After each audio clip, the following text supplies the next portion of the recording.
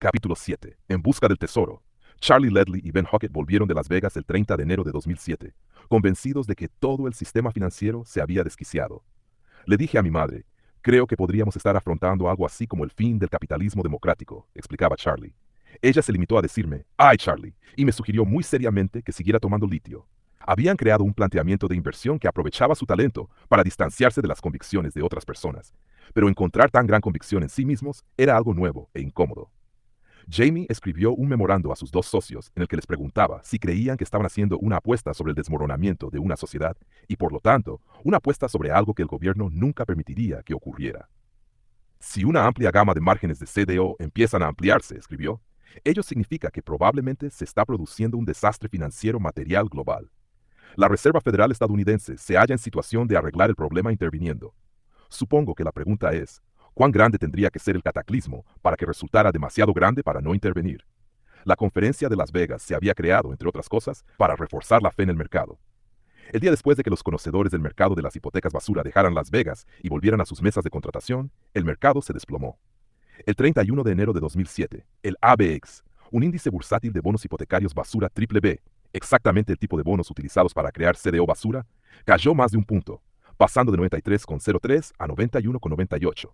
Durante los últimos meses, había ido bajando en incrementos tan diminutos, pasando de 100 a 93, que una variación de un punto vino a ser como un shock y aumentó la inquietud de Charlie con respecto a la posibilidad de que ellos hubieran descubierto aquella sensacional operación un instante demasiado tarde para apostar sobre ella tanto como deberían. La mujer de Morgan Stanley, al principio, se mantuvo fiel a su palabra. Hizo aprobar su acuerdo ISTA, que normalmente habría requerido meses de negociaciones, en solo 10 días. Luego envió a Charlie una lista de tramos AA de CDO sobre los que Morgan Stanley estaba dispuesta a venderles permutas de impago crediticio. Charlie se quedó despierto varias noches tratando de calcular contra quiénes apostar y a continuación la llamó para encontrarse con que Morgan Stanley había experimentado un cambio de rumbo. Ella le había dicho a Charlie que podría comprar seguros por unos 100 puntos básicos, el 1% de la cantidad asegurada al año. Pero cuando él la llamó a la mañana siguiente para hacer la operación, el precio había aumentado en más del doble. Charlie se molestó y protestó por la injusticia de aquello, y ella y sus jefes cedieron, al menos un poco. El 16 de febrero de 2007, Cornwall pagó a Morgan Stanley 150 puntos básicos por comprar $10 millones en permutas de impago crediticio sobre una CDO llamada enigmáticamente Gulfstream, fuera lo que fuese.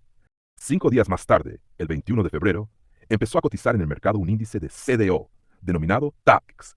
Por primera vez, Charlie Ledley y todos los demás participantes en el mercado pudieron ver en una pantalla el precio de una de aquellas CDO. Dicho precio vino a confirmar la tesis de Cornwall de un modo que ninguna conversación con conocedores del mercado podría haber hecho nunca. Tras el primer día de cotización, el tramo que experimentó pérdidas cuando los bonos subyacentes, a su vez, experimentaron pérdidas de más del 15% del fondo. El tramo AA contra el que había apostado Cornwall se cerró a 49,25. Había perdido más de la mitad de su valor. Ahora existía una enorme desconexión. Por una parte, las firmas de Wall Street vendían CDO AA de bajo tipo de interés a la par, es decir, a 100. Por otra, cotizaban el índice integrado por aquellos mismísimos bonos a 49 centavos de dólar. En un frenesí de correos electrónicos, sus vendedores en Morgan Stanley y el Deutsche Bank intentaron explicarle a Charlie que no debería deducir nada sobre el valor de sus apuestas contra CDO Subprime de los precios de aquellos nuevos CDO Subprime cotizados en bolsa, que todo aquello era muy complejo. A la mañana siguiente, Charlie llamó de nuevo a Morgan Stanley con la esperanza de comprar más seguros. Ella me dijo, lo siento mucho de verdad, pero hemos dejado de hacer esto. La firma ha cambiado de opinión. De la noche a la mañana, Morgan Stanley había pasado de mostrarse tremendamente ansiosa por vender seguros sobre el mercado de las hipotecas basura a no querer tener nada que ver con él en absoluto. Luego nos puso a su jefe al teléfono porque nosotros le dijimos, ¿qué coño está pasando? Y ella nos respondió, miren, de verdad que lo siento, pero ha ocurrido algo en otra sección del banco que ha provocado una decisión a nivel de gestión de riesgo en los niveles más altos de Morgan Stanley. Y nunca más volvimos a operar con ellos. Charlie no tenía ni idea de qué era exactamente lo que había ocurrido dentro de Morgan Stanley, y tampoco pensó mucho en ello. Él y Ben estaban demasiado ocupados tratando de hablar con el tipo de Wachovia al que Charlie había convencido en Las Vegas para que operara con Cornwall Capital. Ellos no tenían a ningún fondo de cobertura como cliente y se mostraron encantados de conocernos, explicaba Ben. Intentaban estar en primera línea. Wachovia, increíblemente, seguía dispuesto a vender seguros baratos sobre bonos hipotecarios basura, pero el riesgo que sus responsables crediticios no estaban dispuestos a asumir era el riesgo de tratar directamente con Cornwall Capital. Costó un poco, pero Charlie logró que sus compañeros de galería de tiro de Bear Stearns hicieran de intermediarios entre las dos partes a cambio de una comisión.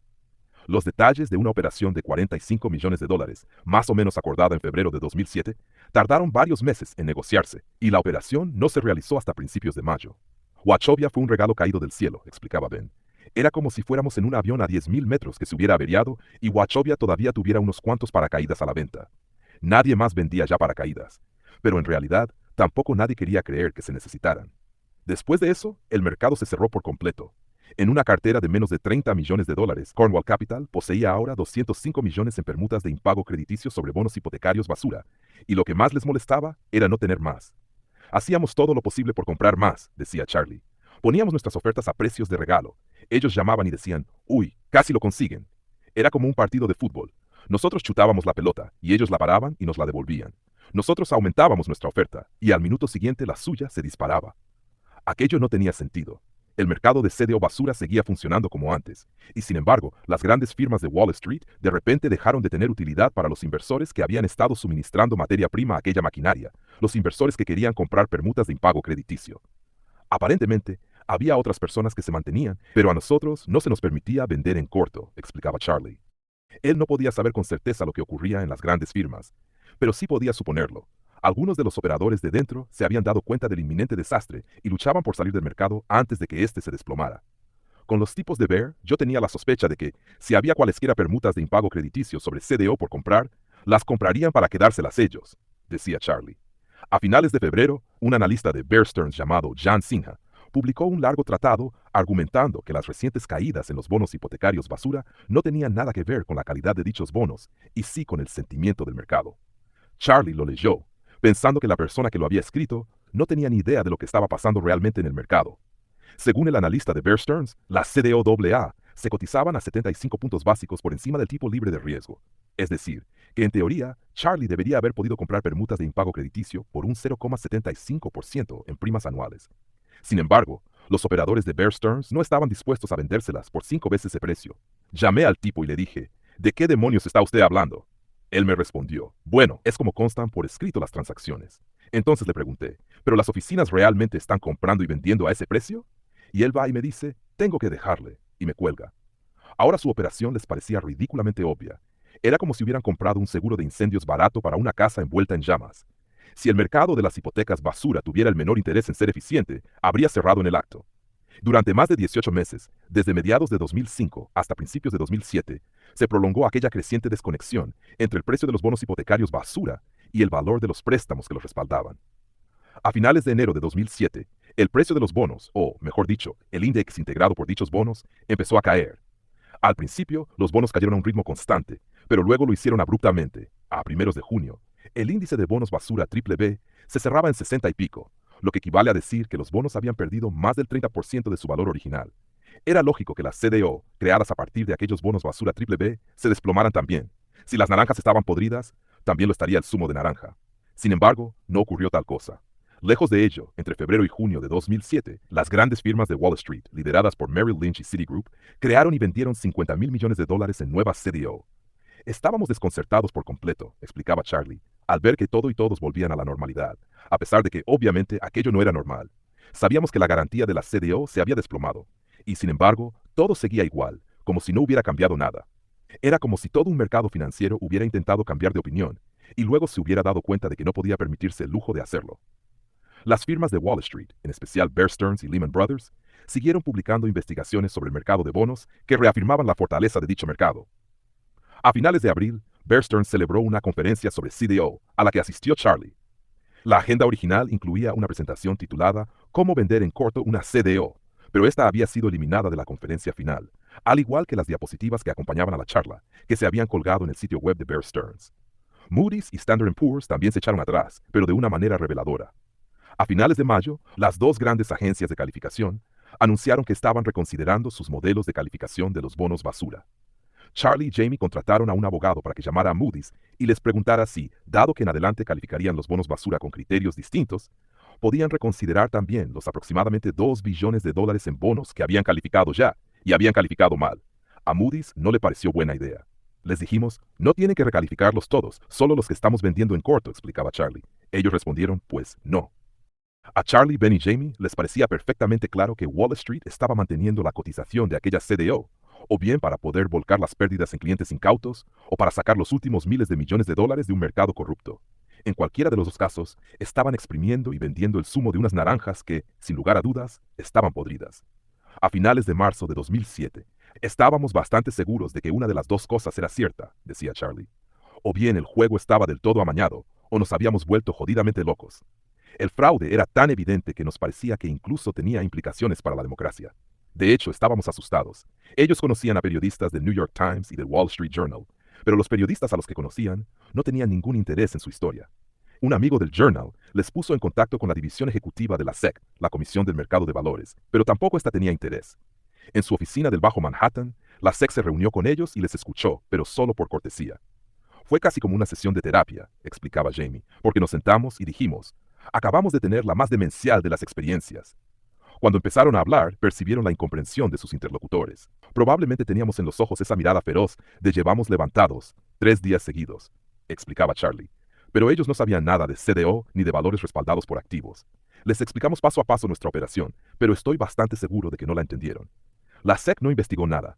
Cornwall tenía un problema más inmediato que el desmoronamiento de la sociedad tal como la conocemos, el desmoronamiento de Bear Stearns. El 14 de junio de 2007, Bear Stearns Asset Management, una firma de CDO como la de Wing Chao, pero gestionada por antiguos empleados de Bear Stearns que contaban con el respaldo implícito de la casa madre, declaró que había perdido dinero en apuestas sobre valores hipotecarios subprime y que se veía obligada a deshacerse de dichas apuestas por valor de 3.800 millones de dólares antes de cerrar el fondo.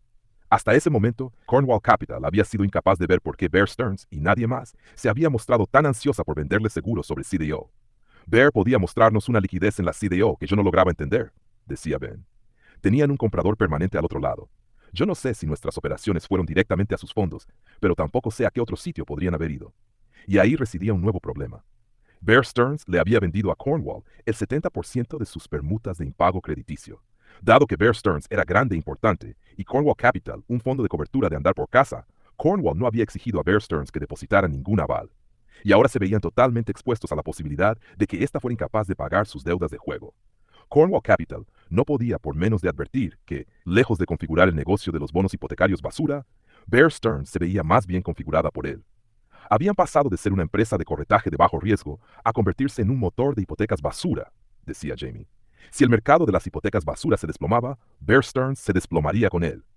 En el mes de marzo, Cornwall había comprado 105 millones de dólares en permutas de impago crediticio sobre Bear Stearns, es decir, apostando por el desmoronamiento de Bear Stearns al banco británico HSBC. Si Bear Stearns quebraba, HSBC les debería 105 millones de dólares. Obviamente, eso no hacía sino desplazar su riesgo a HSBC, que era el tercer banco del mundo en tamaño, y una de aquellas empresas de las que resultaba difícil pensar que pudieran venirse abajo. Sin embargo, el 8 de febrero de 2007, HSBC conmocionó el mercado con el anuncio de que estaba afrontando importantes y sorprendentes pérdidas en su cartera de préstamos hipotecarios basura. El banco había entrado en el negocio de los préstamos subprime en 2003, al comprar la mayor entidad de préstamos al consumo de Estados Unidos, Household Finance, la misma Household Finance que había llevado a Steve Eisman a la estrecha frontera entre ser un escéptico de Wall Street y un cínico de Wall Street. Desde un punto de vista social, el lento y posiblemente fraudulento desbaratamiento de un mercado de bonos estadounidense que manejaba muchos billones de dólares era una catástrofe. Desde el punto de vista bursátil del fondo de cobertura, era la oportunidad de su vida. Steve Eisman había empezado controlando un fondo de renta variable de 60 millones de dólares, pero ahora estaba vendiendo en corto diversos valores relacionados con el mercado subprime por valor de unos 600 millones, y todavía quería vender más. A veces sus ideas no podían manifestarse en una operación, decía Vinny. Esa vez pudieron. Sin embargo, Eisman estaba encadenado a Front Point Partners y por extensión a Morgan Stanley. Como operador jefe de Front Point, Danny Moses se encontraba atrapado entre Eisman y la gente de gestión de riesgo de Front Point, que no parecían entender del todo lo que estaban haciendo. Me llamaban y me preguntaban, ¿puede usted conseguir que Steve se desprenda de parte de esto? Yo iba a Steve y él me decía, diles que se jodan, y yo les decía, jódanse. Pero gestión de riesgo les acosaba y obstaculizaba el estilo de Eisman. Si riesgo nos hubiera dicho, estamos muy cómodos con esto, y puede usted coger 10 veces esa cantidad, explicaba Danny. Steve habría cogido 10 veces aquella cantidad. Greg Lippman bombardeaba ahora a Vinny y Danny con toda clase de información negativa sobre el mercado de la vivienda, y por primera vez, estos últimos empezaron a ocultar información a Eisman. Nos preocupaba que pudiera salir de su despacho y gritar, «¡Coged un billón!», explicaba Danny. En la primavera de 2007, el mercado de bonos hipotecarios basura, increíblemente, se había fortalecido un poco. Parece probable que pueda contenerse el impacto de los problemas de los mercados subprime en la economía en general y en los mercados financieros, declaró a la prensa el presidente de la Reserva Federal estadounidense, Ben Bernanke, el 7 de marzo. La calidad de crédito siempre mejora en marzo y abril, decía Eisman. Y la razón de que siempre mejore en marzo y abril es que entonces los ciudadanos reciben sus devoluciones de Hacienda. Uno pensaría que la gente del mundo de la titularización lo sabe, y en cierto modo es así, pero dejan que los márgenes de crédito se reduzcan. Nosotros pensábamos que aquello era idiota. ¿Qué hacéis, jodidos estúpidos? Increíblemente, la bolsa siguió subiendo y la televisión situada sobre la mesa de contratación de Front Point emitía una incesante señal alcista. Apagamos la CNBC, explicaba Danny Moses. Resultaba muy frustrante que hubieran perdido el contacto con la realidad. Si pasaba algo negativo, ellos lo tergiversaban como positivo. Si pasaba algo positivo, ellos lo exageraban desproporcionadamente. Eso te altera la mente. No puedes engañarte con esa clase de mierda. A su regreso de Las Vegas, se propusieron incordiar a las agencias de calificación y a la gente de Wall Street que trampeaba sus modelos para obtener más información. Intentábamos entender qué era lo que hacía rebajar a las agencias de calificación, si es que había algo, decía Danny. Y de paso, se enteraron de una serie de cotilleos más inquietantes. A menudo se preguntaban, por ejemplo, por qué las agencias de calificación no se mostraban más críticas con los bonos respaldados por hipotecas basura de interés variable. En general, lo único que separaba a los prestatarios subprime del impago era, por ejemplo, una nevera rota. Pocos de ellos, por no decir ninguno, deberían correr el riesgo de que sus intereses se dispararan. Sin embargo, como la mayoría de aquellos préstamos eran estructurados, el propietario de la vivienda pagaba un tipo de interés fijo de enganche de pongamos un 8% durante los 2 primeros años. Luego, al comienzo del tercer año, el tipo de interés aumentaba de golpe a, digamos, el 12%, y a partir de ese momento oscilaba en niveles permanentemente altos. Era fácil entender por qué las entidades emisoras como Option One y New Century preferían hacer esa clase de préstamos. Al cabo de 2 años, los prestatarios o bien empezaban a incumplir sus pagos, o bien si el precio de su vivienda había subido, la refinanciaban. A ellas el impago les resultaba indiferente, puesto que no retenían nada del riesgo del préstamo, y las refinanciaciones constituían simplemente una posibilidad de cobrar nuevas comisiones al prestatario.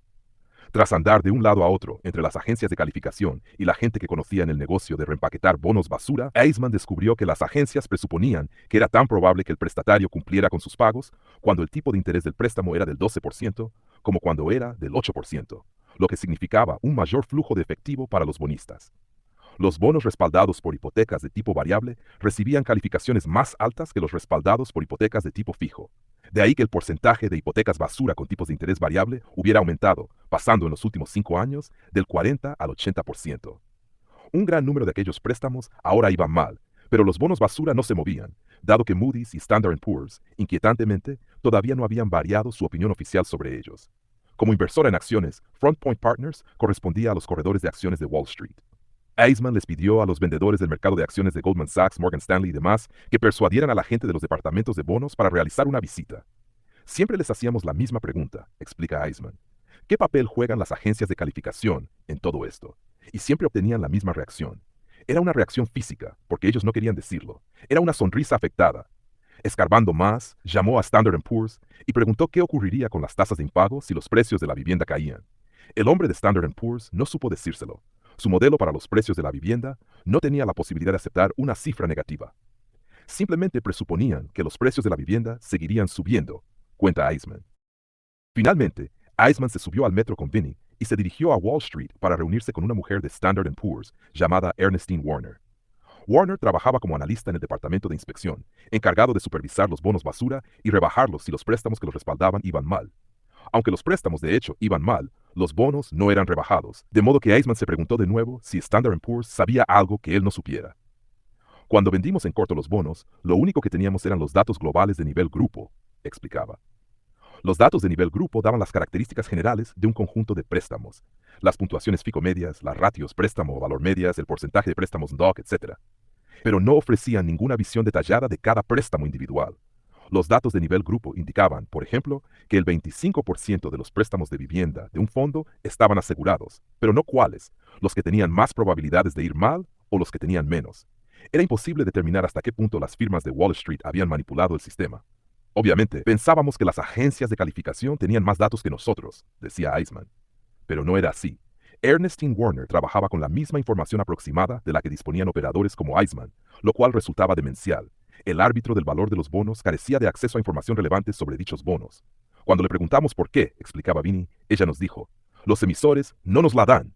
Aquí perdí la paciencia. Pero tienen que exigir que se la den. Ella nos miró como diciendo, no podemos hacer eso. Pero, ¿quién es el amo aquí? Ustedes son los que mandan. Ustedes son la poli. Pídanles los puñeteros datos. Eisman llegó a la conclusión de que lo que realmente preocupaba a Standard Poor's era que si exigían los datos a Wall Street simplemente acudiría a Moody's en busca de calificaciones más favorables. Como inversor, permitieron a Eisman asistir de oyente a las teleconferencias trimestrales de Moody's, pero no le invitaron a plantear preguntas. Sin embargo, la gente de Moody's comprendía su necesidad de una interacción más genuina, y el presidente, Ray McDaniel, incluso invitó a Eisman y su equipo a visitar su oficina, un gesto que le hizo ganarse para siempre a Eisman. ¿Desde cuándo se acoge favorablemente a quienes venden en corto?, preguntó Eisman. Cuando vendes en corto, el mundo entero está contra ti. La única vez que una empresa me recibió sabiendo con certeza que nosotros vendíamos en corto fue en Moody's. Después de su viaje a Las Vegas, Eisman y su equipo estaban tan convencidos de que el mundo se había puesto patas arriba que dieron por sentado que también Raymond McDaniel debía de saberlo. Pero estábamos allí sentados, recuerda Vinny, y él va y nos dice, soltando lo que realmente pensaba, sin duda creo que nuestras calificaciones se revelarán acertadas. Steve se levantó de un salto de la silla y preguntó, ¿qué es lo que acaba de decir? Como si el tipo acabara de hacer la declaración más absurda de toda la historia de las finanzas. Se lo repitió, y Eisman simplemente se rió de él. Con el debido respeto, señor, le dijo Vinny con deferencia cuando ya se marchaban, usted delira. Aquello no era Fitch o siquiera Standard Poor's, era Moody's, los aristócratas del negocio de las calificaciones, propiedad en un 20% de Warren Buffett. Y Vincent Daniel, de Queens, le estaba diciendo a su presidente que era un idiota o un ladrón. A primeros de junio, el mercado de bonos hipotecarios basura había reanudado lo que ya sería un ininterrumpido declive, y las posiciones de Front Point empezaron a moverse, primero en miles y luego en millones de dólares al día. Sé que estoy ganando dinero, se preguntaba Eisman a menudo. Pero entonces, ¿quién lo está perdiendo? Ellos ya vendían en corto las acciones de entidades emisoras de hipotecas y de empresas constructoras de viviendas. Ahora añadieron también a sus posiciones cortas las acciones de las agencias de calificación. Estaban haciendo 10 veces más calificaciones de CDO que de bonos, decía Eisman. Y todo eso iba a acabar. Inevitablemente, su atención se desplazó al corazón del capitalismo, los grandes bancos de inversión de Wall Street. Nuestra tesis original era que la maquinaria de titularización constituía el gran centro de beneficios de Wall Street, y que ésta iba a desaparecer, explicaba Eisman. Y cuando eso ocurriera, sus ingresos se agotarían. Una de las razones por las que Wall Street había ideado ese nuevo sector denominado finanzas estructuradas era que su obsoleto negocio era cada día menos rentable. Los beneficios del corretaje de acciones, junto con los de los tipos más convencionales de corretaje de bonos, se habían visto mermados por la competencia de Internet. Desde el momento en que el mercado dejó de comprar bonos hipotecarios basura y CDO respaldados por bonos hipotecarios basura, los bancos de inversión empezaron a tener problemas. Hasta mediados de 2007, Eisman no había sospechado que las firmas fueran tan estúpidas como para invertir en sus propias creaciones. Podía ver que su apalancamiento había aumentado drásticamente en solo unos pocos años. Podía ver, obviamente, que poseían activos cada vez más arriesgados, adquiridos con dinero prestado. Pero lo que no podía ver era la naturaleza de sus activos. Bonos corporativos AAA o CDO subprime AAA. No podías saberlo con certeza, decía. No se revelaba ninguna información. No sabías lo que tenían en su balance general. Lógicamente, suponías que se deshacían de esa mierda en cuanto la creaban. Una combinación de nuevos hechos y el contacto humano real con la gente que dirigía las grandes firmas y las agencias de calificación había despertado su recelo. El primer nuevo hecho había sido el anuncio de HSBC en febrero de 2007, de que estaba perdiendo grandes sumas de dinero en sus préstamos basura, y un segundo anuncio, en marzo, de que se estaba deshaciendo de su cartera subprime. Se suponía que los tipos de HSBC eran los buenos, decía Vinny. Se suponía que ellos habían limpiado Household. Y pensamos, mierda, hay mucha gente peor que eso. El segundo nuevo hecho estaba en los resultados del segundo trimestre de Merrill Lynch. En julio de 2007, la empresa anunció un nuevo trimestre sensacionalmente rentable, pero admitió que había experimentado una disminución de los ingresos de las transacciones hipotecarias derivada de pérdidas en bonos basura. Lo que a la mayoría de los inversores les pareció solo una información trivial, para Eisman representaba una gran noticia. Merrill Lynch poseía una cantidad significativa de valores hipotecarios subprime. El director financiero de Merrill, Jeff Edwards, había declarado a Bloomberg News que el mercado no tenía por qué preocuparse por ello, ya que su gestión de riesgos activa había permitido a la empresa reducir su exposición a los bonos basura de baja calificación. No quiero profundizar demasiado en cómo nos posicionamos exactamente en un momento dado cualquiera, decía Edwards, pero sí profundizó lo suficiente como para decir que el mercado estaba prestando demasiada atención a lo que fuera que estuviera haciendo Merrill con los bonos hipotecarios basura. O, como lo expresaba crípticamente Edwards, hay una atención desproporcionada a una clase concreta de activos de un país concreto. Eisman no lo creía así, y 2 semanas después, persuadió a un analista de UBS llamado Glenn Shore para que lo acompañara a una pequeña reunión entre Edwards y los principales accionistas de Merrill Lynch. El director financiero de Merrill Empezó explicando que aquel pequeño problema con las hipotecas basura que la empresa parecía tener estaba firmemente controlado por los modelos que ésta utilizaba. Todavía no habíamos avanzado mucho en la reunión, contaba uno de los presentes. Jeff estaba haciendo todavía las observaciones que había preparado, y de pronto Steve exclama, «Bueno, sus modelos están equivocados». Se hizo un embarazoso silencio en toda la sala. ¿Te ríes? ¿Intentas pensar en otra pregunta para que todos puedan cambiar de tema? Steve, que estaba sentado en un extremo de la mesa, empezó a ordenar sus papeles de forma muy ostensible, como si dijera, si no fuera una grosería, me largaba ahora mismo. Eisman, por su parte, consideró el incidente un cortés intercambio de opiniones, después de lo cual perdió todo interés. No había nada más que decir. Simplemente pensé, ¿sabes qué? Este tipo no se entera. A primera vista, aquellas grandes firmas de Wall Street parecían robustas, pero Eisman empezaba a pensar que, en el fondo, era posible que sus problemas no se limitaran a una potencial pérdida de ingresos. Si de verdad no creían que el mercado de las hipotecas basura fuera un problema para ellos, entonces el mercado de las hipotecas basura podría ser su final. Él y su equipo se propusieron entonces empezar a buscar riesgos subprime ocultos. ¿Quién ocultaba qué? Lo llamamos en busca del tesoro, explicaba. No sabían con certeza si aquellas firmas estaban de algún modo al otro lado de las apuestas que él había estado haciendo contra los bonos basura, pero cuanto más observaba, más se convencía de que tampoco ellos lo sabían. Asistía a reuniones con presidentes de empresas de Wall Street y les formulaba las preguntas más básicas en relación con sus balances generales. No los conocían, explicaba. No conocían sus propios balances generales. En una ocasión se hizo invitar a una reunión con el presidente del Bank of America, Ken Lewis. Yo estaba allí sentado escuchándole, y tuve una revelación.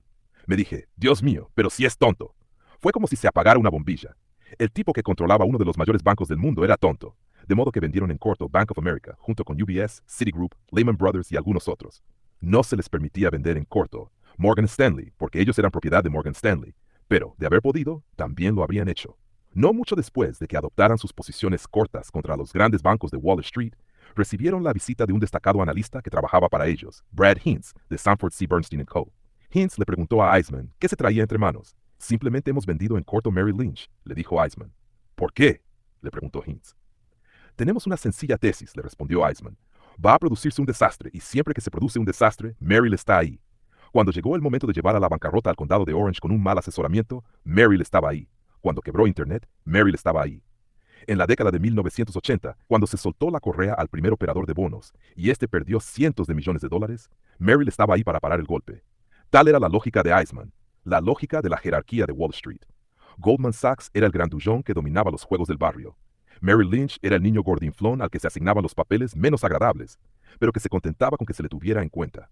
El juego, tal como Eisman lo veía, consistía en hacer restallar el látigo, y él suponía que Merrill Lynch ocupaba el lugar que se le había asignado como último eslabón de la cadena. El 17 de julio de 2007, 2 días antes de que Ben Bernanke, el presidente de la Reserva Federal, declarara al Senado estadounidense que él no contemplaba más de $100,000 millones en pérdidas en el mercado de las hipotecas basura, Front Point hizo algo insólito. Celebró su propia teleconferencia. Antes habían intercambiado llamadas telefónicas con su minúscula población de inversores, pero esta vez abrieron sus puertas. Steve Eisman se había convertido en un secreto a voces. Steve era uno de los aproximadamente 2 inversores que entendían por completo lo que ocurría, decía un destacado analista de Wall Street. 500 personas participaron para escuchar lo que Eisman tenía que decir y otras 500 se conectaron más tarde para oír la grabación. Steve explicó la extraña alquimia de la CDO entresuelo y dijo que él esperaba pérdidas de hasta $300,000 millones solo de ese pedacito del mercado. Para evaluar la situación, le dijo a su audiencia, tirad vuestro modelo al cubo de la basura. Todos los modelos son retrógrados. Los modelos no tienen ni idea de en qué se ha convertido este mundo. Por primera vez en su vida, la gente del mundo de la titularización, respaldada por activos, tiene realmente que pensar. Explicó que las agencias de calificación estaban en bancarrota moral y vivían con el temor de ir también a la bancarrota física. Las agencias de calificación están muertas de miedo, dijo. Están muertas de miedo por no hacer nada, porque si no hacen nada, parecerán tontas. Él esperaba que al menos la mitad de los préstamos hipotecarios de vivienda estadounidenses, por valor de muchos billones de dólares, sufrirían pérdidas. Estamos en medio de uno de los mayores experimentos sociales que ha visto nunca este país, declaró Eisman. No va a ser un experimento divertido. Piensen que es algo feo. Todavía no han visto nada. Cuando terminó, el siguiente orador, un inglés que gestionaba un fondo independiente en Front Point, tardó un poco en responder. Lo siento, dijo el inglés irónicamente. Tenía que calmarme después de oír decir a Steve que el mundo se acaba. Y todo el mundo rió.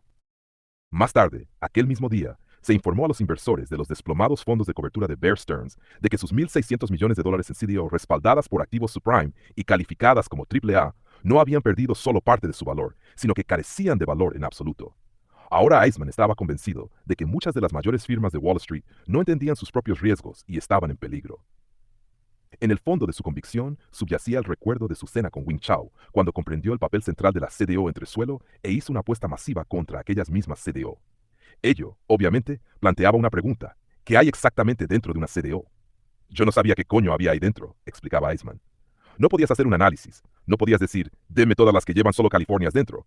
Nadie sabía lo que había dentro, pero aprendieron lo suficiente como para saber, en palabras de Danny, que no eran más que todos los trozos de mierda que ya habíamos vendido en corto envueltos todos juntos en una cartera. Aparte de eso, iban completamente a ciegas. La naturaleza de Steve es actuar primero y entender después, decía Vinny.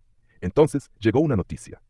Eisman llevaba tiempo suscrito a un boletín informativo famoso en los círculos de Wall Street y desconocido fuera de ellos, el Grant's Interest Rate Observer.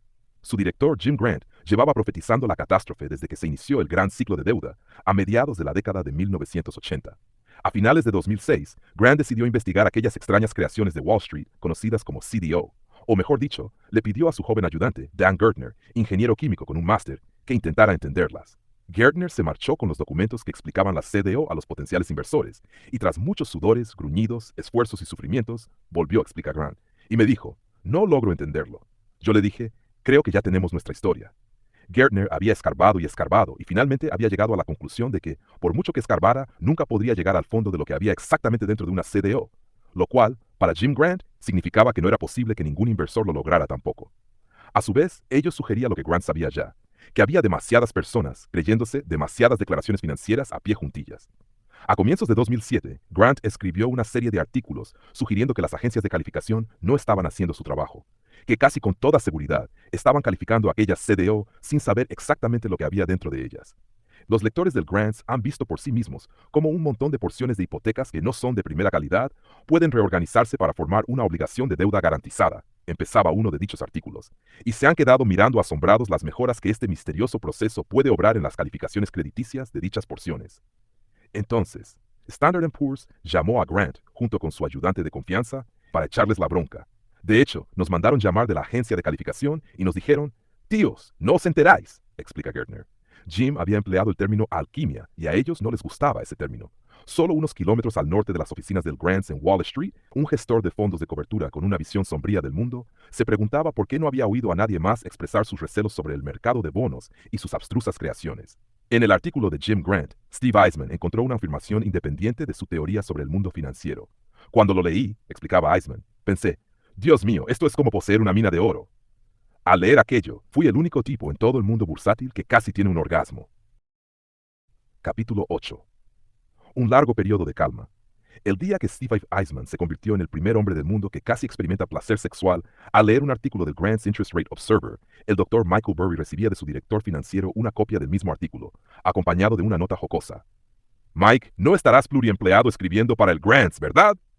No, respondió Burry, sin ver nada obviamente alentador en el descubrimiento de que había alguien por ahí que pensaba como él. Pero me sorprende un poco que el Grants no se haya puesto en contacto con nosotros. Él seguía estando en el mundo financiero, pero distanciado de él, como si se encontrara al otro lado de un cristal que no se decidiera a tocar.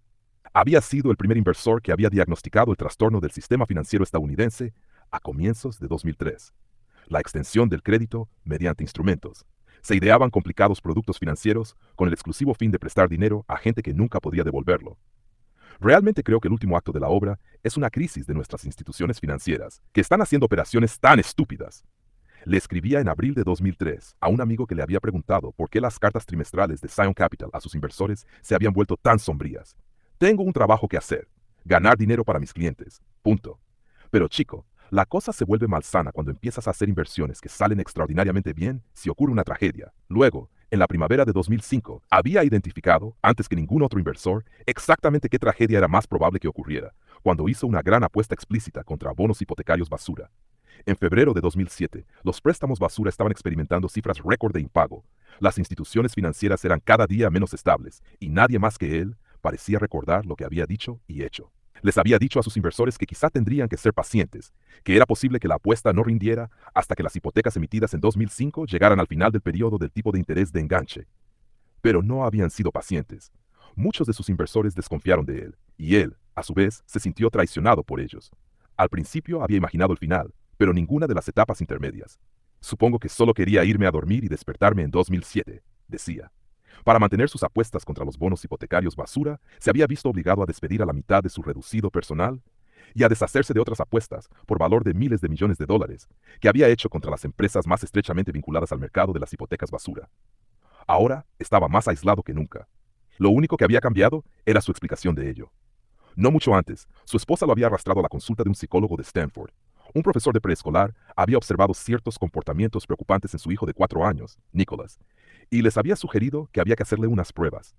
Nicholas no dormía cuando lo hacían los otros niños. Se distraía cuando el profesor hablaba durante un largo rato y su mente parecía muy activa.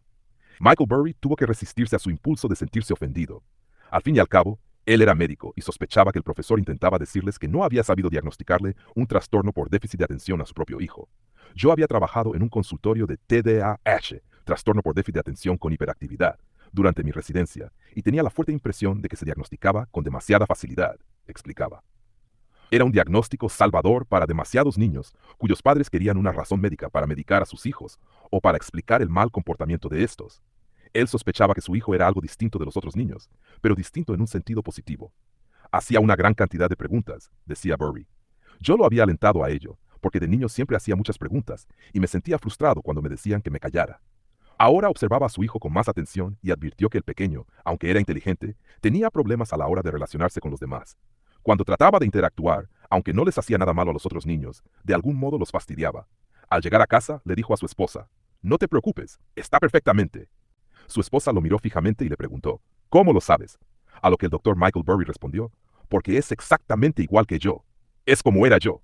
La solicitud para inscribir a su hijo en varios jardines de infancia tropezó con rápidos rechazos, que no iban acompañados de explicación alguna. Ante la insistencia de que le dieran una razón, una de las escuelas le dijo a Burry que su hijo sufría de deficiencias de motricidad, tanto gruesa como fina. Al parecer, había obtenido una puntuación muy baja en pruebas relacionadas con el arte y el uso de las tijeras, explicaba Burry. Vaya cosa, pensé. Yo sigo dibujando como un niño de 4 años y odio el arte.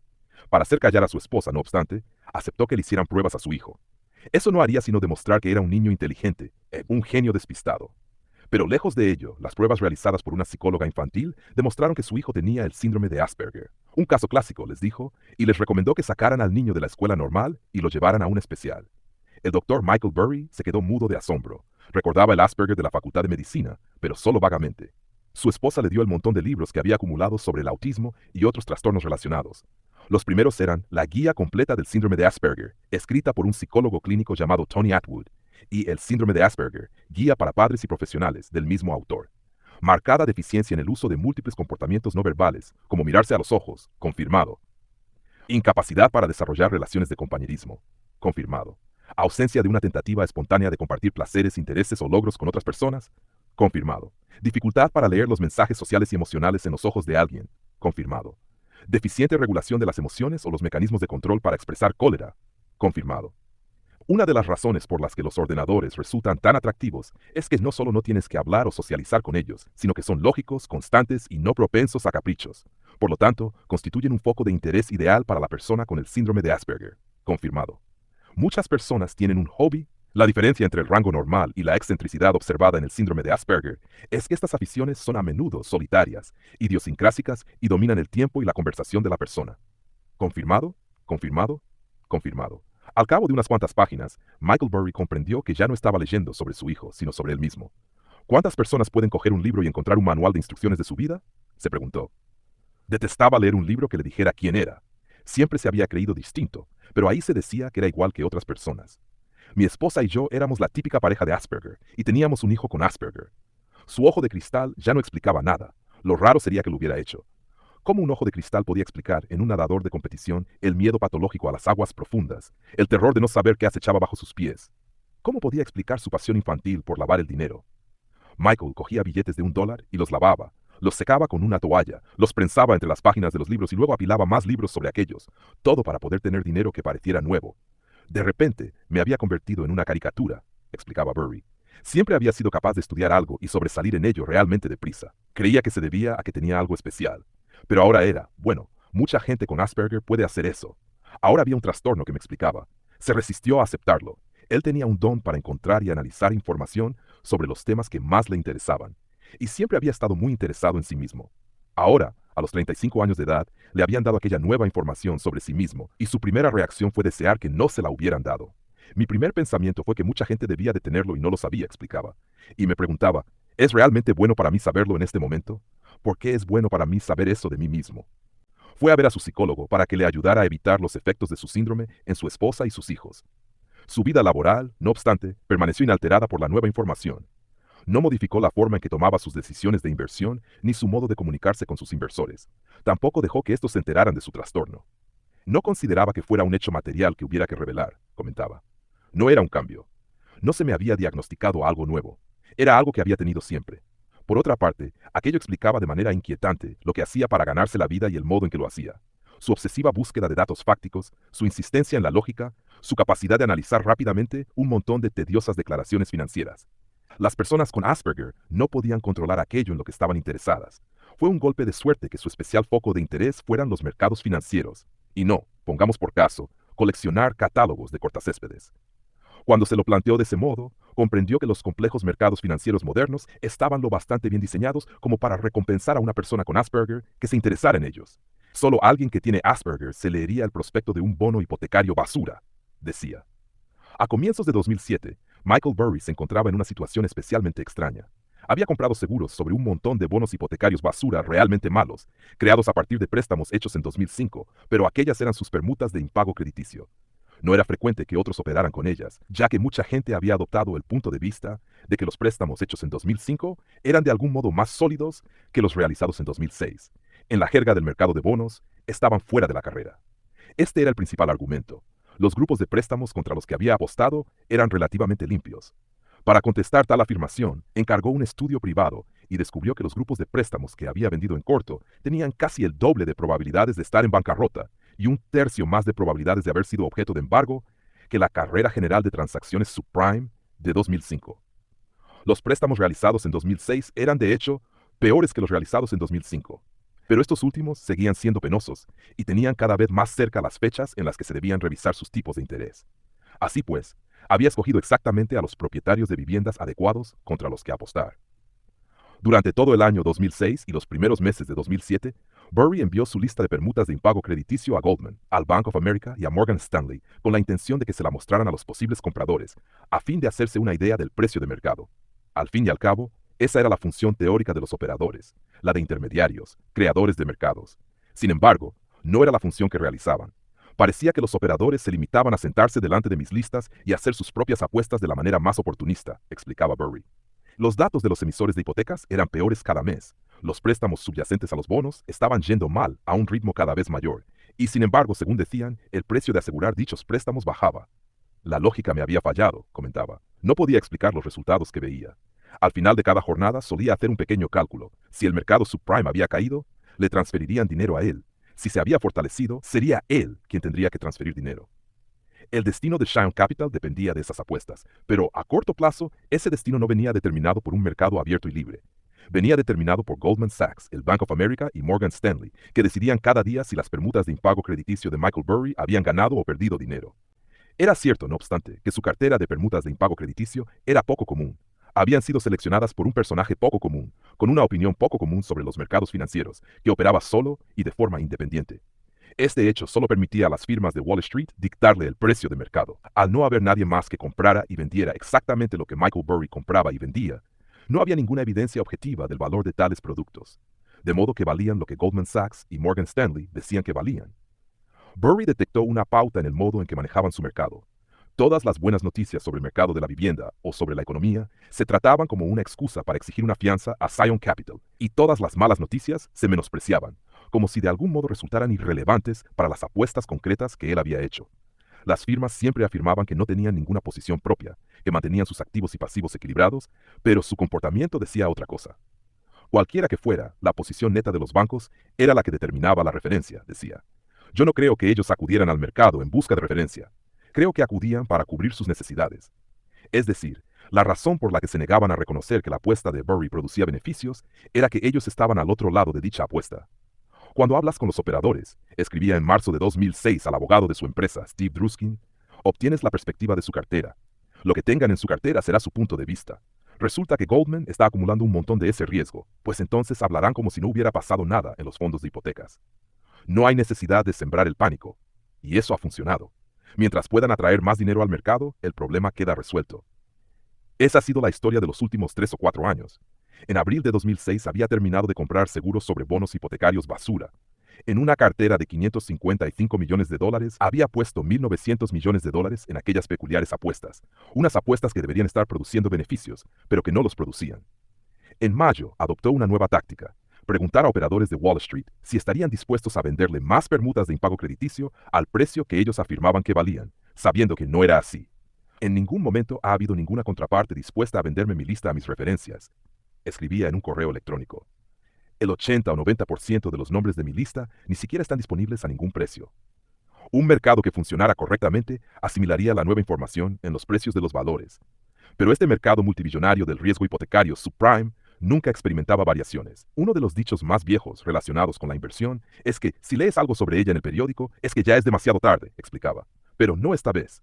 Steve Druskin, que se involucraba cada vez más en el mercado, no podía creer lo controlado que estaba. Lo asombroso es que hagan un mercado con ese producto irreal, decía Druskin. Eso no es un verdadero activo.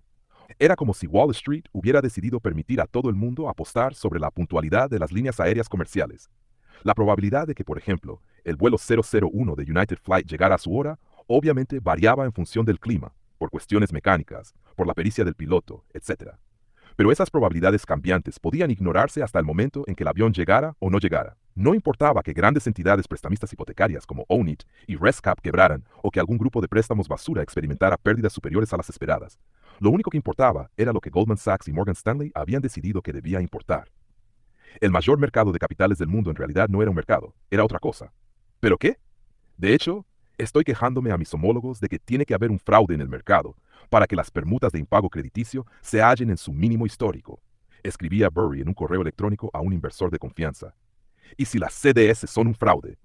Me hago esta pregunta constantemente, y nunca había tenido la sensación de que debía pensar de esa manera tanto como ahora. De ningún modo deberíamos bajar del 5% este año solo en CDS hipotecarias. A su vendedora en Goldman Sachs le escribió: creo que estoy vendiendo en corto viviendas, pero resulta que no, porque las CDS son delictivas. Cuando, unos meses más tarde, Goldman Sachs anunció que reservaba $542,000 por empleado para el fondo de primas de 2006, él escribió de nuevo: como antiguo empleado de gasolinera, empleado de aparcamiento, médico residente y actual paria de Goldman Sachs, me siento ofendido. A mediados de 2006 empezó a tener noticia de otros gestores de cartera que querían hacer la misma apuesta que él. Unos cuantos incluso lo llamaron y le pidieron ayuda.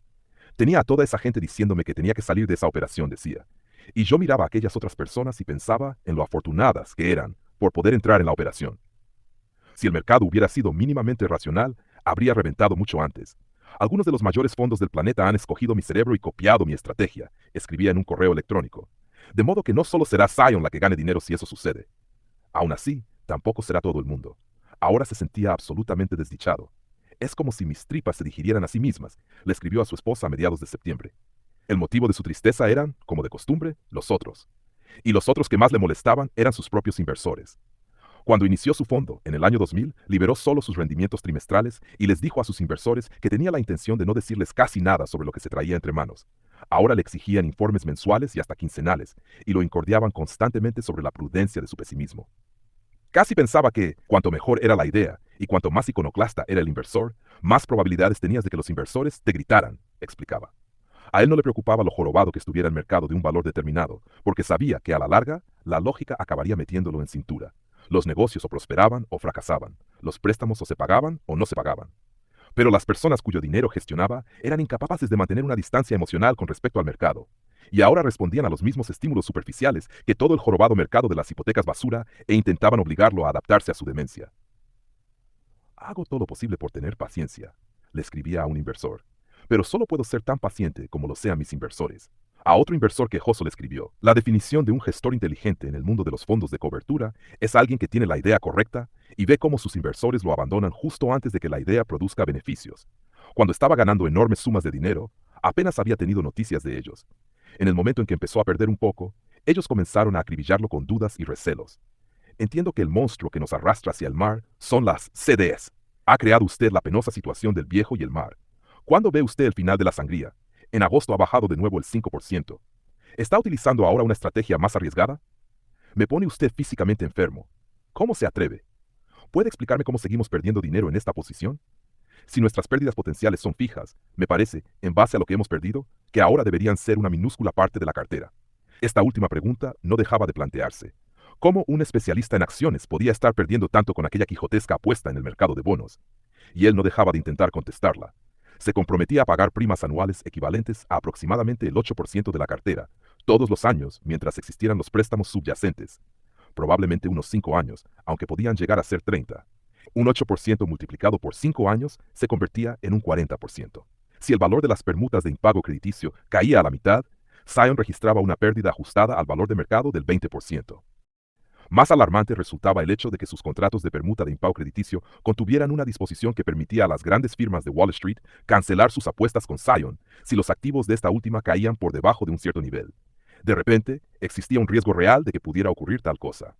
La mayoría de sus inversores habían aceptado una inmovilización de 2 años y no podían retirar su dinero a voluntad.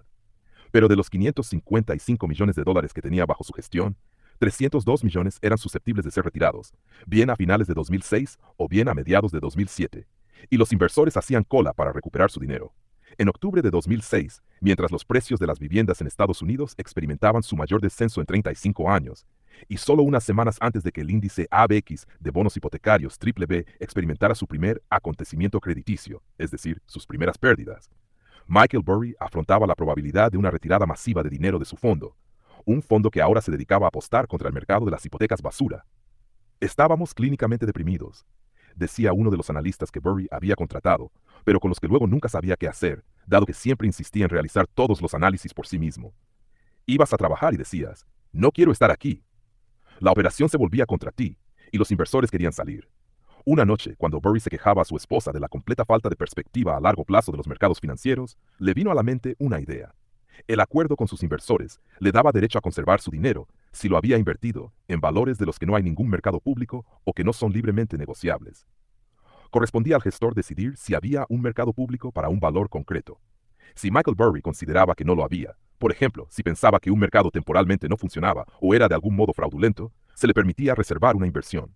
Es decir, podía decirles a sus inversores que no podrían disponer de su dinero hasta que la apuesta que él había hecho con este completara su ciclo natural. Y entonces hizo lo que le pareció la única opción lógica y apropiada. Apartó sus permutas de impago crediticio. La larga lista de inversores ansiosos por recuperar su dinero, una lista que incluía a su patrocinadora fundacional, Gotham Capital, recibió la noticia en una concisa carta en la que les comunicaba que bloqueaba entre el 50 y el 55% de su dinero. Burry hizo que a la carta le siguiera su informe trimestral, con la esperanza de que pudiera hacer que todo el mundo se sintiera un poco mejor. Pero no tenía el don de preocuparse por lo que los demás pensaban de él. Era casi como si no supiera cómo hacerlo. Y lo que escribió parecía menos una disculpa que un ataque. Nunca antes me había sentido tan optimista con respecto a la cartera, por una razón que no tuviera nada que ver con las acciones. Empezaba, para luego explicar cómo había establecido una posición en los mercados que debía de ser la envidia de cualquier gestor de cartera. Cómo había hecho una apuesta, no sobre un apocalipsis inmobiliario, aunque sospechara que este era inminente, sino sobre más o menos el 5% peor de los préstamos realizados en 2005, y cómo sus inversores debían considerarse afortunados. Escribía como si estuviera sentado en la cima del mundo, cuando en realidad se esperaba que se sintiera como si el mundo le hubiera caído encima. Uno de sus principales inversores neoyorquinos le escribió un correo electrónico. Yo tendría más cuidado a la hora de emplear en el futuro frases despectivas como estamos vendiendo en corto la cartera hipotecaria que todo el mundo querría si la gente supiera lo que hace, y tarde o temprano alguno de los tipos importantes debería leerse algún prospecto. Uno de sus 2 viejos amigos del correo electrónico, ambos se habían mantenido fieles a él, escribió. Nadie, salvo el dictador norcoreano Kim Jong-il, escribiría una carta así cuando han bajado un 17%. De inmediato, sus socios de Gotham Capital le amenazaron con demandarle. Pronto se les unieron otros, que empezaron a organizarse para entablar una lucha judicial. Lo que diferenció a Gotham fue que sus jefes volaron de Nueva York a San José y trataron de intimidar a Burry para que les devolviera los 100 millones de dólares que habían invertido con él. En enero de 2006, el fundador de Gotham, Joel Greenblatt, había ido a la televisión para promover un libro, y cuando se le pidió que nombrara a sus inversores por valor favoritos, alabó las virtudes de un raro talento llamado Mike Burry. 10 meses después, viajaba 5.000 kilómetros con su socio, John Petrie, para decirle a Mike Burry que era un mentiroso y presionarle para que abandonara una apuesta que Burry consideraba la más astuta de su carrera. Si hubo un momento en que estuve a punto de ceder, fue ese, explicaba Burry. Joel era como un padrino para mí, un socio de mi empresa, el tipo que me descubrió y me apoyó antes que nadie de fuera de mi familia. Yo le respetaba y admiraba. Ahora, cuando Greenblatt le dijo que ningún juez de ningún tribunal de justicia respaldaría su decisión de reservar lo que era claramente un valor negociable, todos los sentimientos que Mike Burry albergaba hacia él se desvanecieron. Cuando Greenblatt le pidió ver una lista de los bonos hipotecarios basura contra los que Burry había apostado, este se negó. Desde el punto de vista de Greenblatt, él le había dado a aquel tipo $100 millones, y ahora no solo se negaba a devolvérselos, sino que ni siquiera quería hablar con él. Y a Greenblatt no le faltaba razón. Resultaba descabelladamente atípico reservar una inversión para la que había un mercado obvio. Era evidente que existía algún precio bajo al que Mike Burry podía salirse de su apuesta contra el mercado de bonos hipotecarios basura. Para un significativo número de sus inversores, parecía como si Burry no quisiera aceptar el juicio del mercado. Había hecho una mala apuesta y no era capaz de aceptar sus pérdidas. Pero para Burry, el juicio de mercado era fraudulento, y Joel Greenblatt no sabía de lo que hablaba. Se me hizo evidente que todavía no entendían las posiciones con respecto a las permutas de impago crediticio, explicaba. Él era sumamente consciente de que muchas de las personas que le habían dado su dinero ahora le despreciaban. Y esa conciencia le llevó a retirarse a su oficina y gritar «¡Jodeos!» con más fuerza en sus pulmones que de costumbre. B. Desarrollar un nuevo desprecio hacia sus propios inversores. Y C. Seguir intentando explicarles sus actos, por más claro que resultara que ya no le escuchaban. Preferiría que hablara usted menos y escuchara más, le escribió su abogado, Steve Druskin, a finales de octubre de 2006. Están elaborando su estrategia de litigio. Aquello resultaba interesante, comentaba Kip Overton, quien había propiciado que White Mountains fuera otro de los inversores originarios de Burry, antes de irse a trabajar a otras empresas, porque él había explicado exactamente lo que estaba haciendo, y había hecho ganar grandes sumas de dinero a la gente. Uno habría pensado que los inversores le serían fieles, pero no solo no le eran fieles, sino que huían tan rápido como él les permitía. Le odiaban. No entiendo por qué la gente no ve que no pretendo hacer ningún daño, decía. La noche del 29 de diciembre, ya tarde, Michael Burry se sentó a solas en su oficina y escribió un breve correo electrónico a su esposa. Estoy increíblemente deprimido. Intento ir a casa, pero en este momento estoy demasiado furioso y deprimido. Y así, en enero de 2007, justo antes de que Steve Eisman y Charlie Ledley se dirigieran alegremente a Las Vegas, Michael Burry se sentó a explicar a sus inversores cómo, en un año en que Standard & Poor's había crecido más de un 10%, él había perdido 8,4%. Una persona que hubiera ganado dinero con él desde el principio habría disfrutado de unas ganancias del 186% a lo largo de aquellos 6 años, frente al 10,13% del índice S&P 500. Pero el éxito a largo plazo de Burry ya no era relevante. Ahora le juzgaban mes a mes. El año que acaba de terminar ha sido en el que he tenido un rendimiento más bajo que casi todos mis colegas y amigos, en una cantidad que oscilaba entre los 30 y 40 puntos porcentuales, escribió. Un gestor de cartera no pasa de ser casi un don nadie, a ser casi universalmente aplaudido y luego a ser casi universalmente vilipendiado sin que se produzca algún efecto. El efecto, siguió explicando, era hacer que se sintiera cada vez más seguro de que todo el mundo financiero se equivocaba, y él tenía razón. Yo siempre he creído que un solo analista de talento, esforzándose mucho, puede abarcar una cantidad asombrosa de paisaje inversor, y esta creencia sigue siendo incuestionable en mi mente. Luego volvió, como hacía siempre, al nada trivial asunto de sus permutas de impago crediticio. Todos los datos importantes apuntaban a su probable éxito.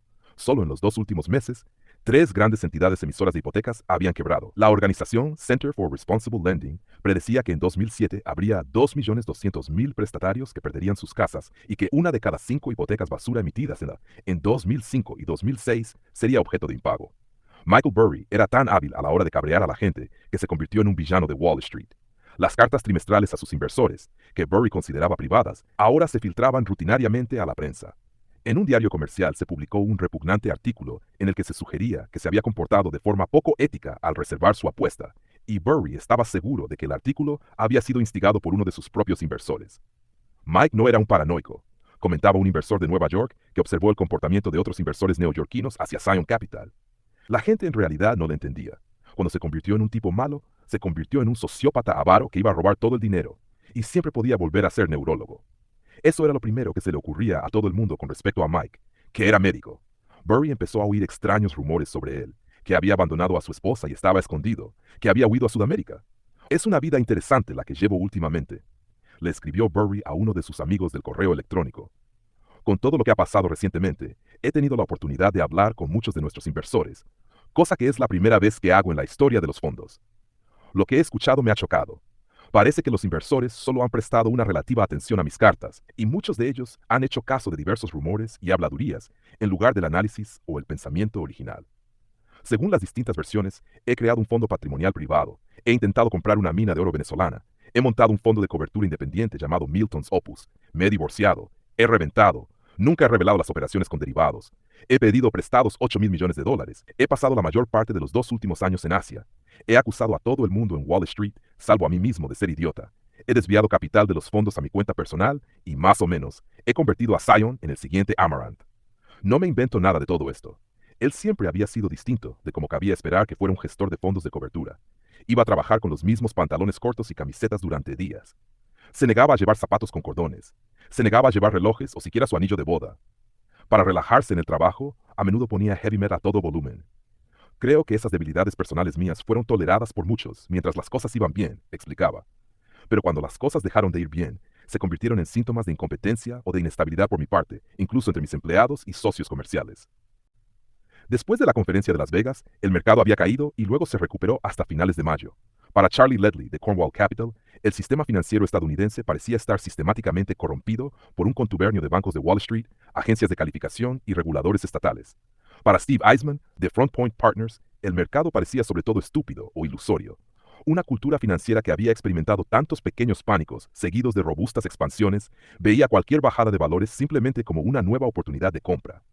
Para Michael Burry, el mercado de las hipotecas basura se parecía cada vez más a un fraude perpetrado por unas cuantas mesas de contratación de bonos basura. Teniendo en cuenta el masivo engaño por parte de nuestros homólogos, ya no vale la pena considerar la idea de dejar de reservar las permutas de impago crediticio.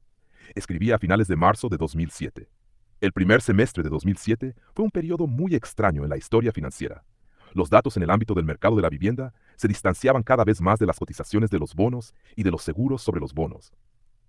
Enfrentadas a unos datos que no les gustaban, las grandes firmas de Wall Street parecieron optar simplemente por ignorarlos. Sin embargo, hubo cambios sutiles en el mercado, y estos aparecieron en la bandeja de entrada del correo de Burry. El 19 de marzo, su vendedor en Citigroup le envió por primera vez un análisis serio sobre un fondo de hipotecas. Las hipotecas no eran de alto riesgo, sino Alt-A. De todos modos, el tipo intentaba explicar qué parte del fondo consistía en préstamos solo interés, qué porcentaje correspondía a viviendas ocupadas por su propio dueño, etc. Del modo en que podía hacerlo una persona que en realidad pensaba en la solvencia de los prestatarios. Cuando yo analizaba aquellos datos en 2005, escribía Burry en un correo electrónico con un tono que hacía pensar en el explorador Henry Morton Stanley, observando a unos turistas atravesar la jungla por un camino que él hubiera abierto a hachazos. No había nada ni remotamente parecido a esta clase de análisis que saliera de las agencias bursátiles. Tenía que agarrarme a las segundas silenciosas como indicador de la presión sobre un comprador y poner el listón alto en mi proceso de selección. Pero en aquel momento, nadie que operara con derivados tenía la menor idea acerca de lo que yo hablaba, y nadie creía que tuvieran importancia. Pero en el largo periodo de calma transcurrido entre febrero y junio de 2007, habían empezado a tenerla. El mercado estaba nervioso. En el primer trimestre de 2007, Zion Capital aumentó casi un 18%. Entonces, algo cambió, aunque al principio resultara difícil ver qué era. El 14 de junio, los dos fondos de cobertura de bonos hipotecarios basura, que, en la práctica, eran propiedad de Bear Stearns, se fueron al traste. En las 2 semanas siguientes, el índice de cotización de los bonos hipotecarios basura, triple B, cayó casi un 20%. Justo entonces, a Burry le dio la impresión de que Goldman Sachs experimentaba una crisis nerviosa. Sus mayores posiciones eran con Goldman, y de pronto, esta parecía ser incapaz, o no estar dispuesta a determinar el valor de dichas posiciones, y por lo tanto, no podía precisar qué fianza había que depositar o dejar de depositar. El viernes 15 de junio, la vendedora de Burry en Goldman Sachs, Veronica Greenstein, desapareció. Él la telefoneó y le envió un correo electrónico, pero ella no contestó hasta última hora del lunes siguiente, para decirle que estaría todo el día fuera de la oficina. Este es un tema recurrente cada vez que el mercado se cruza en nuestro camino, escribía Burry. La gente se pone enferma y se ausenta por motivos indeterminados. El 20 de junio, Greenstein volvió finalmente para decirle que Goldman Sachs había experimentado un fallo del sistema. Eso resultaba gracioso, le contestó Burry, dado que Morgan Stanley le había dicho más o menos lo mismo, mientras que su vendedor en el Bank of America afirmaba que habían tenido un corte de suministro eléctrico. Yo consideraba que tales problemas del sistema eran excusas para ganar tiempo a fin de aclarar un embrollo entre bastidores, explicaba. La vendedora de Goldman hizo un débil intento de afirmar que, aunque el índice de bonos hipotecarios basura se hubiera desplomado, el mercado que los aseguraba no se había movido. Pero le llamaba desde su teléfono móvil en lugar de utilizar la línea de la oficina, en la que las conversaciones habrían quedado grabadas. Estaban cediendo. Todos ellos. Al final de cada mes, durante casi 2 años, Burry había visto a los operadores de Wall Street referenciar sus posiciones contra él. Es decir, que al final de cada mes sus apuestas contra los bonos basura bajaban misteriosamente de valor. Casualmente, también era al final de cada mes, cuando los operadores de Wall Street enviaban sus cuentas de resultados a sus gerentes y gestores de riesgo. El 29 de junio, Burry recibió una nota de su vendedor en Morgan Stanley, Art Ringnes, diciendo que ahora la empresa quería asegurarse de que las referencias fueran justas. Al día siguiente, Goldman hizo lo mismo. Era la primera vez en 2 años que Goldman Sachs no había vuelto la operación contra ella al llegar a final de mes. Era la primera vez que variaban nuestras referencias de manera acertada, subraya, porque ellos mismos estaban entrando también en la operación. El mercado aceptaba finalmente el diagnóstico de su propio trastorno. El momento en que Goldman entró en su operación fue también el momento en que el mercado enloqueció. Pareció producirse una especie de fiebre. De golpe, todo el mundo parecía ansioso por hablar con él. Morgan Stanley, que había sido, con mucho, la más renuente a reconocer noticias negativas en el mercado de alto riesgo, ahora le llamó para decirle que le gustaría comprar todo lo que tuviera de cualquier tamaño. Burry oyó el rumor, pronto confirmado, de que un fondo gestionado por Goldman y llamado Global Alpha había tenido enormes pérdidas en el mercado de hipotecas basura, y que la propia Goldman había pasado rápidamente de apostar por el mercado de las hipotecas basura a hacerlo contra él. Aquel era precisamente el momento que les había dicho a sus inversores allá en el verano de 2005 que tenían que esperar que llegara. Un montón de hipotecas malas, por valor de $750 millones, estaban agotando el periodo de sus tipos de interés de enganche para pasar a otros tipos de interés más elevados. Un fondo de hipotecas contra el que Burry había apostado ilustraba a la perfección la situación general, el llamado OMLT 2005-3. La denominación OMLT 2005-3 era la abreviatura de un grupo de préstamos hipotecarios basura realizados por Option One, la empresa cuyo presidente había pronunciado en Las Vegas el discurso del que Steve Eisman se había marchado tras alzar la mano mostrando un cero. La mayoría de los préstamos se habían hecho entre abril y julio de 2005. Desde enero hasta junio de 2007, las noticias sobre el fondo, su morosidad, sus bancarrotas, sus embargos de viviendas habían sido bastante constantes. Las pérdidas eran mucho mayores de lo que deberían haber sido dadas las clasificaciones de los bonos a los que respaldaban, pero dichas pérdidas no variaban mucho de un mes a otro. Entre el 25 de febrero y el 25 de mayo, los datos de pago siempre se evaluaban el día 25 de cada mes. El conjunto de morosidades, embargos y bancarrotas de OMLT 2005-3 subió del 15,6 a 16,9%. El 25 de junio, el número total de préstamos impagados alcanzó un máximo del 18,68%. En julio alcanzó un nuevo máximo, esta vez del 21,4%. En agosto saltó al 25,44% y a finales de año estaba en el 37,7%. Es decir, que más de una tercera parte del fondo de prestatarios había incumplido el pago de sus préstamos. Las pérdidas eran suficientes para borrar del mapa no solo los bonos contra los que había apostado Michael Burry, sino también muchos de los mejor calificados de la misma torre. El hecho de que el pánico en las firmas de Wall Street se hubiera iniciado antes del 25 de junio le sugirió a Michael Burry, sobre todo, que dichas firmas podrían estar trabajando con información privilegiada sobre los datos de pago. Los operadores a menudo poseían entidades emisoras hipotecarias, escribía, y podrían haber conseguido información interna sobre el deterioro de las cifras. En los meses que desembocaron en el desmoronamiento de OMLT 2005-3 y de todos los demás grupos de préstamos de vivienda sobre los que había comprado permutas de impago crediticio, Michael Burry tomó nota de varios comentarios tanto de Ben Bernanke como del secretario del Tesoro de Estados Unidos, Henry Paulson. Ambos dijeron repetidamente que no veían ninguna posibilidad de contagio a los mercados financieros de las pérdidas en las hipotecas basura. Cuando empecé a vender en corto esas hipotecas en 2005, escribía Burry en un correo electrónico, yo sabía que no era probable que se pagaran en el plazo de 2 años. Y ello por una razón muy sencilla. La gran mayoría de las hipotecas originadas en los últimos años tenían una característica siniestramente atractiva, que era el periodo con el tipo de interés denominado de enganche. Ahora aquellas hipotecas de 2005 llegaban al final de dicho periodo, y en 2008 llegarían las de 2006. ¿Qué persona en su sano juicio concluiría con certeza a comienzos de 2007, justo en mitad de la madre de todos los chanchullos de los tipos de enganche, que el desastre subprime no se traduciría en un contagio? La factura, literalmente, no se había pagado aún. En todo Wall Street, los operadores de bonos hipotecarios basura habían adoptado erróneamente una posición larga, y ahora luchaban por vender sus posiciones o por comprar seguros sobre ellas. Las permutas de impago crediticio de Michael Burry de repente se habían puesto de moda. Lo que todavía le chocaba, sin embargo, era que el mercado hubiera tardado tanto en asimilar la información material. Podías ver que todas esas transacciones estaban pasando las canutas hasta la fecha de reajuste, explicaba. Y el reajuste no hacía sino darles una patada en el culo y meterlas en otra dimensión de quiebra. Yo me hallaba en un estado de perpetua incredulidad. Había creído que alguien se daría cuenta de lo que venía antes de junio de 2007. Si realmente hicieron falta aquellos datos de pago de junio para que de repente la gente se diera cuenta, pues bueno, eso me lleva a preguntarme qué es lo que hace en realidad durante todo el día un analista de Wall Street. A finales de julio, sus referencias se movían rápidamente a su favor, al tiempo que leía cosas sobre el genio de personas como John Paulson, que se habían incorporado a la operación un año después que él. El servicio de noticias Bloomberg News publicó un artículo sobre las pocas personas que parecían haber visto venir la catástrofe. Solo una de ellas trabajaba como operadora de bonos en una gran firma de Wall Street, un hasta entonces oscuro operador de bonos respaldados por activos del Deutsche Bank llamado Greg Lippmann. Ni a Front Point ni a Cornwall se las mencionaba en el texto, pero el inversor más notoriamente ausente del artículo de Bloomberg News estaba sentado a solas en su despacho en Cupertino, California. Michael Burry copió el artículo y lo envió por correo electrónico a toda la oficina con una nota. Lippmann es el tipo que básicamente cogió mi idea y la aplicó. Es mérito suyo. Sus propios inversores, cuyo dinero había multiplicado por más del doble, apenas dijeron nada. No hubo ni excusas ni agradecimientos. Nadie vino y me dijo, sí, señor, tenía usted razón, explicaba. Todo estaba silencioso, demasiado silencioso, y aquel silencio me enfureció. Le quedaba su forma favorita de comunicación, su carta a los inversores.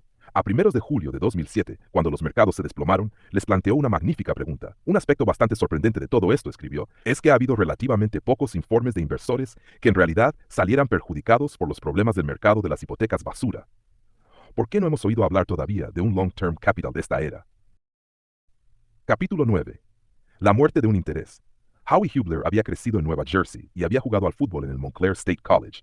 Todos los que le conocían advertían su grueso cuello de futbolista, su enorme cabeza y sus maneras autoritarias, que se interpretaban a la vez como admirablemente directas y como una máscara. Era vocinglero, testarudo e intimidante. Cuando se le planteaba alguna cuestión intelectual sobre sus operaciones, Howie no tomaba un derrotero intelectual, explicaba una de las personas encargadas de supervisar a Hubler en sus primeros días en Morgan Stanley. Más bien tomaba el derrotero de «fuera de mi vista». A algunas personas les gustaba Hubler, a otras no, pero a principios de 2004, lo que pensaran los demás en realidad ya no importaba, porque durante casi una década, Howie Hubler había ganado dinero operando con bonos para Morgan Stanley. Él gestionaba las operaciones de Morgan Stanley con bonos respaldados por activos, lo que en la práctica le convertía en responsable de las apuestas sobre hipotecas basura de la empresa. Justo hasta el momento en que el mercado de bonos hipotecarios basura experimentó el auge, cambiando la trayectoria de lo que, en teoría, había de ser un operador de bonos respaldados por activos, la carrera de Hubler se había parecido a la de Greg Lippmann. Como todos los demás operadores de bonos respaldados por activos, había estado jugando a una especie de póker de apuestas bajas amañado en su favor, dado que nunca había habido un verdadero problema serio en el mercado. Los precios caían, pero luego siempre se recuperaban. Los bonos respaldados por activos podían gustarte un poco o podían gustarte mucho, pero no tenía sentido odiarlos, porque no había ningún instrumento para apostar contra ellos. Dentro de Morgan Stanley, el auge de los préstamos hipotecarios basura creó un momento especialmente dulce. La empresa había sido líder a la hora de extender a los préstamos al consumo la tecnología financiera utilizada para empaquetar préstamos corporativos. Los intelectuales financieros de Morgan Stanley, sus analistas cuantitativos, habían tenido un papel clave de cara a enseñar a las agencias de calificación, Moody's y Standard & Poor's, cómo evaluar la CDO sobre grupos de bonos respaldados por activos. Era lógico que alguien en Morgan Stanley se preguntara también si podía inventar una permuta de impago crediticio sobre un bono respaldado por activos. La mesa de contratación de hipotecas basura de Howie Hubler estaba creando bonos a un ritmo inédito y más rápido. Para ello, el grupo de Hubler tenía que almacenar los préstamos, a veces durante meses. Entre la compra de los préstamos y la venta de los bonos integrados por dichos préstamos, su grupo se veía expuesto a caídas de precios. La única razón de que creáramos la permuta de impago crediticio fue proteger la mesa de contratación hipotecaria gestionada por Howie Hubler, decía uno de sus inventores. Si Morgan Stanley podía encontrar a alguien a quien vender seguros sobre sus préstamos, Hubler podría eliminar el riesgo de mercado de almacenar préstamos de vivienda. Tal como se concibió originalmente en 2003, la permuta de impago crediticio sobre hipotecas basura era un contrato de seguro excepcional, no estándar, establecido entre Morgan Stanley y algún otro banco o compañía de seguros a espaldas del mercado en general. Ningún ser humano normal y corriente había oído hablar nunca de tales permutas de impago crediticio, ni tampoco, si Morgan Stanley se salía con la suya, oiría hablar jamás de ellas. Eran intencionadamente arcanas, opacas, no líquidas, y por lo tanto, su precio resultaba convenientemente difícil de fijar por nadie que no fuera Morgan Stanley. Estaban hechas a medida, en la jerga bursátil. A finales de 2004, Hubler se había vuelto escéptico en relación con ciertos bonos hipotecarios basura y quería encontrar formas inteligentes de apostar contra ellos. La misma idea se les había ocurrido a los intelectuales de Morgan Stanley. A comienzos de 2003, uno de ellos había propuesto que dejaran de ser intelectuales y formaran un pequeño grupo que él, el intelectual, gestionaría. Un hecho que los operadores olvidarían con rapidez. Uno de los analistas cuantitativos de hecho creó todo este asunto, y ellos, Hubler y sus operadores, se lo robaron, explicaba un vendedor de bonos de Morgan Stanley que había observado de cerca todo el proceso. Una de las personas más estrechamente vinculadas a Hubler, un operador llamado Mike Edman, se convirtió en el creador oficial de una nueva idea, una permuta de impago crediticio sobre lo que equivalía a un grupo intemporal de préstamos basura. Un riesgo de apostar contra préstamos basura era que, mientras los precios de la vivienda siguieran subiendo, los prestatarios podrían refinanciarse y pagar sus antiguos préstamos. Entonces, el grupo de préstamos sobre los que habías comprado seguros se reduciría, y la cantidad de tus seguros se reduciría con él. La permuta de impago crediticio de Edman solucionaba ese problema con cierta letra pequeña en sus contratos, que especificaba que Morgan Stanley compraba el seguro sobre el último préstamo sin amortizar el del grupo. Morgan Stanley hacía una apuesta no sobre el grupo entero de préstamos de vivienda subprime, sino sobre aquellos pocos préstamos del grupo que resultaba menos probable que se amortizaran. El tamaño de la apuesta, sin embargo, seguía siendo el mismo que si no se amortizara nunca ningún préstamo del grupo. Es decir, habían comprado un seguro de inundaciones, tal que si una gota de agua llegaba a rozar cualquier parte de la casa, les pagaban el valor de la casa entera. Así diseñada, era prácticamente seguro que la nueva permuta de impago crediticio hecha a medida de Morgan Stanley un día produciría beneficios, ya que para que produjera plenos beneficios bastaban unas pérdidas en todo el grupo de préstamos de solo el 4%, algo que los grupos de préstamos hipotecarios basura solían experimentar en los buenos tiempos. El único problema, desde el punto de vista de los operadores de Howie Hubler, era encontrar a un cliente de Morgan Stanley lo bastante estúpido como para aceptar el otro lado de la apuesta, es decir, conseguir que el cliente le vendiera a Morgan Stanley lo que equivalía a un seguro de vivienda sobre una casa destinada a ser demolida. Encontraron a un cliente que aceptó la posición larga del tramo triple B de un trozo de mierda, decía uno de sus antiguos colegas, lo que constituye una forma complicada de decir que encontraron una referencia. Vamos, un primo, un cliente del que aprovecharse.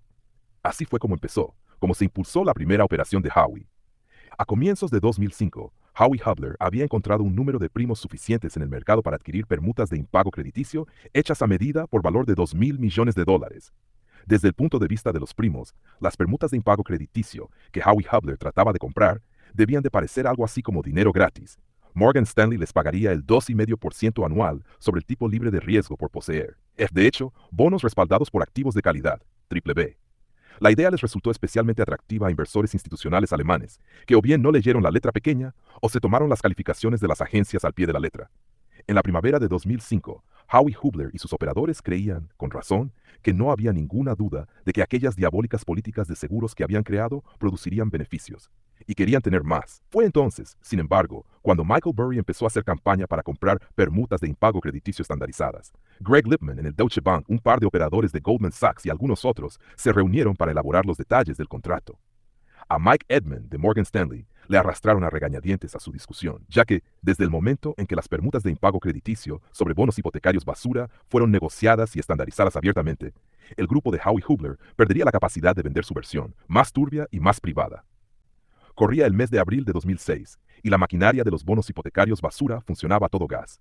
Howie Hubler era el operador de bonos estrella de Morgan Stanley, y su grupo de 8 operadores generaba, según sus cálculos, alrededor del 20% de los beneficios de la entidad. Dichos beneficios habían pasado de alrededor de $400 millones en 2004 a $700 millones en 2005, para llegar a los $1.000 millones en 2006. Hubler cobraría $25 millones a final de año, pero ya no le hacía feliz trabajar como un operador de bonos normal y corriente. Los mejores y más brillantes operadores de Wall Street estaban dejando sus grandes firmas para ir a trabajar en fondos de cobertura, donde podían ganar no decenas, sino cientos de millones de dólares. Recoger calderilla de las operaciones de inversores incautos no parecía digno de un operador de bonos de alto nivel de Wall Street. Howie pensaba que el negocio de los clientes era estúpido, explicaba uno de los operadores más próximos a Hubler. Era lo que siempre había hecho, pero ahora había perdido todo interés en ello. Hubler podía ganar cientos de millones facilitando la estupidez de los clientes de Morgan Stanley, pero podía ganar miles de millones utilizando el capital de la empresa para apostar contra ella. La dirección de Morgan Stanley, por su parte, siempre temió que Hubler y su pequeño equipo de operadores pudieran irse y crear su propio fondo de cobertura. Para que se quedaran, le ofrecieron a Hubler un acuerdo especial, tener su propio grupo de operadores vinculado a la empresa, con su propio nombre grandilocuente, Shea PCG, o Global Proprietary Credit Group. En su nueva organización, Hubler se quedaría con parte de los beneficios que el grupo generara. La idea, explica un miembro del grupo, era que pasáramos muy pronto de ganar $1.000 millones al año a ganar $2.000 millones. La idea también era que Hubler y su pequeño grupo de operadores se quedaran una gran parte de los beneficios que generara el grupo. En cuanto resultara factible, les prometió Morgan Stanley, se permitiría a Hubler que lo convirtiera en un negocio de gestión de cartera independiente, del que poseería el 50%. Entre otras cosas, ese negocio gestionaría CDO respaldadas por activos subprime y competirían, por ejemplo, con la empresa de Chow, Harding Advisory. Los que supuestamente eran los mejores y más brillantes operadores del parque de bonos de Morgan Stanley presionaron para unirse a ellos. Se suponía que era la élite de la élite, explicaba uno de los operadores. Howie se llevó consigo a los más inteligentes. Los pocos elegidos se trasladaron a otro piso de las oficinas de Morgan Stanley en el centro de Manhattan, 8 plantas más arriba de sus viejas mesas de contratación. Allí erigieron nuevas paredes a su alrededor, para crear al menos la ilusión de que Morgan Stanley no tenía ningún conflicto de intereses. Los operadores que quedaban en el segundo piso comprarían y venderían a clientes, y no pasarían ninguna información sobre sus transacciones a Hubler y su grupo de la 10ª planta. Tony Tufariello, el responsable de todas las operaciones con bonos de Morgan Stanley y por lo tanto, en teoría, el jefe de Howie Hubler, estaba tan confuso que se montó un despacho dentro del grupo de Howie e iba y venía constantemente entre el segundo y el 10º piso. Howie Hubler no quería solo gente. Quería, desesperadamente, llevarse consigo las posiciones bursátiles de su grupo. Sus detalles eran tan complicados que uno de los propios operadores de bonos hipotecarios basura de Morgan Stanley dijo: "No creo que ninguna de las personas por encima de Howie entendiera del todo la operación que tenía entre manos.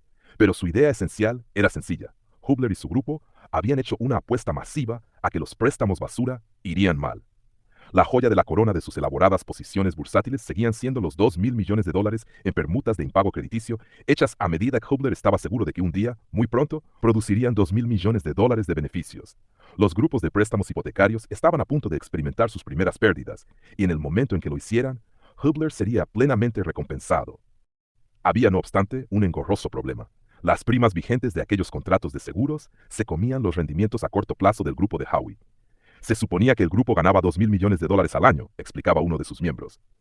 Y nosotros teníamos aquella posición de permutas de impago crediticio que nos costaba $200 millones. Para compensar los costes de mantenimiento, Hubler decidió vender algunas permutas de impago crediticio sobre CDO, Subprime, AAA y cubrir personalmente algunas primas. El problema era que las primas sobre las CDO AAA, supuestamente mucho menos arriesgadas, representaban solo una 10ª parte de las primas sobre las BBB, y por lo tanto, para cubrir la misma cantidad de dinero que estaba pagando, tenía que vender aproximadamente 10 veces la cantidad de permutas de impago crediticio que ya poseía. Él y sus operadores hicieron esto rápidamente y, al parecer, sin demasiada discusión, en más o menos una media docena de operaciones masivas con Goldman Sachs, el Deutsche Bank y algunos otros. A finales de enero de 2007, cuando todo el sector de los bonos hipotecarios basura se dirigía a Las Vegas para darse un homenaje, Howie Hubler había vendido permutas de impago crediticio sobre tramos AAA de CDO por valor de unos $16.000 millones. Nunca antes había habido una expresión tan clara del modo en que se engañaba la élite de los operadores de bonos de Wall Street y, por extensión, todo el mercado de bonos hipotecarios basura. Entre septiembre de 2006 y enero de 2007, el operador de bonos con mayor estatus de Morgan Stanley había comprado, a efectos prácticos, $16.000 millones en CDO AAA, compuestas íntegramente de bonos hipotecarios basura BBB, que perdieron todo su valor cuando los fondos de préstamos basura subyacentes experimentaron pérdidas de alrededor del 8%. De hecho, Howie Hubler estaba apostando a que algunos de los bonos basura BBB irían mal, pero no todos ellos. Era lo bastante inteligente como para mostrarse escéptico con respecto a su mercado, pero no lo suficiente como para comprender lo escéptico que tenía que ser. Dentro de Morgan Stanley no parece que en ningún momento se cuestionara demasiado si había que permitir que la élite responsable de asumir riesgos de la empresa comprara $16.000 millones en bonos hipotecarios basura. Obviamente, exigieron que el grupo de operadores vinculado de Howie Hubler proporcionara información sobre sus operaciones tanto a la alta dirección como a gestión de riesgos. Pero la información que proporcionaron los operadores enmascaraba la naturaleza de su riesgo. Los $16.000 millones en riesgo subprime que Hubler había asumido se presentaban en los informes de riesgo de Morgan Stanley en un epígrafe marcado como AAA, es decir, que también podrían haber sido bonos del Tesoro estadounidense, y se presentaban de nuevo en un cálculo conocido como valor riesgo, VAR por sus siglas en inglés. El VAR, que era el instrumento más comúnmente utilizado por la dirección de Wall Street para saber lo que sus operadores acababan de hacer, medía solo el grado en el que una acción o bono determinados habían oscilado en el pasado, dando un mayor énfasis a los movimientos recientes que a los del pasado más distante. Dado que su valor nunca había fluctuado demasiado, las CDO AAA respaldadas por activos subprime se registraban en los informes internos de Morgan Stanley como prácticamente libres de riesgo. En marzo de 2007, los operadores de Hubler prepararon una presentación, entregada por los jefes de Hubler al Consejo de Administración de Morgan Stanley, que alardeaba de su gran posición estructural en el mercado de las hipotecas basura. Pero nadie hizo la pregunta obvia: ¿qué le pasa a esa gran posición estructural si los prestatarios de hipotecas basura empiezan a incumplir sus pagos en un número mayor del esperado? Howie Hubler estaba asumiendo un riesgo enorme, por más que no supiera comunicarlo o quizá entenderlo. Había hecho una apuesta masiva sobre casi exactamente los mismos tramos de CDO contra los que había apostado Cornwall Capital, integrados casi por los mismos bonos basura contra los que habían apostado Front Point Partners y Zion Capital. Durante más de 20 años, la complejidad del mercado de bonos había ayudado a los operadores de bonos de Wall Street a engañar a sus clientes, pero ahora estaba llevando a los propios operadores de bonos a engañarse a sí mismos. La cuestión era en qué medida se correlacionaban los precios de los diversos bonos hipotecarios basura contenidos en una CDO. Las posibles respuestas iban desde cero. Los precios de unos no tenían nada que ver con los de los otros, hasta un 100%. Todos sus precios oscilaban hombro con hombro. Moody's y Standard Poor's juzgaban que los grupos de bonos BBB tenían una correlación de alrededor del 30%, lo que no significaba en absoluto lo que a primera vista podría parecer. Es decir, no significaba, por ejemplo, que si un bono iba mal, había una posibilidad del 30% de que los demás también fueran mal, sino más bien que si un bono iba mal, los demás experimentarían un descenso muy leve. La falsa pretensión de que aquellos préstamos no eran todos, en esencia, iguales, y condenados a un impago masivo en el momento en que los precios de la vivienda dejaran de subir, había justificado las decisiones de Moody's y Standard Poor's de otorgar calificaciones AAA aproximadamente al 80% de cada CDO, y había hecho posible el propio negocio de la CDO. También justificaba la decisión de Howie Hubler de comprar 16.000 millones de dólares de ellas. Morgan Stanley había hecho tanto como cualquier firma de Wall Street para persuadir a las agencias de calificación de que trataran los préstamos al consumo igual que trataban los préstamos de empresa, como activos cuyos riesgos podían verse drásticamente reducidos si se juntaban en grupos. La gente que había hecho esa labor de persuasión la veía como un argumento de venta. Sabían que había una diferencia entre los préstamos de empresa y los préstamos al consumo que las agencias de calificación no habían sabido afrontar. La diferencia era que había muy poca historia en la que basarse con respecto al mercado de bonos hipotecarios basura y ninguna en absoluto con respecto a un mercado inmobiliario nacional que se desplomaba.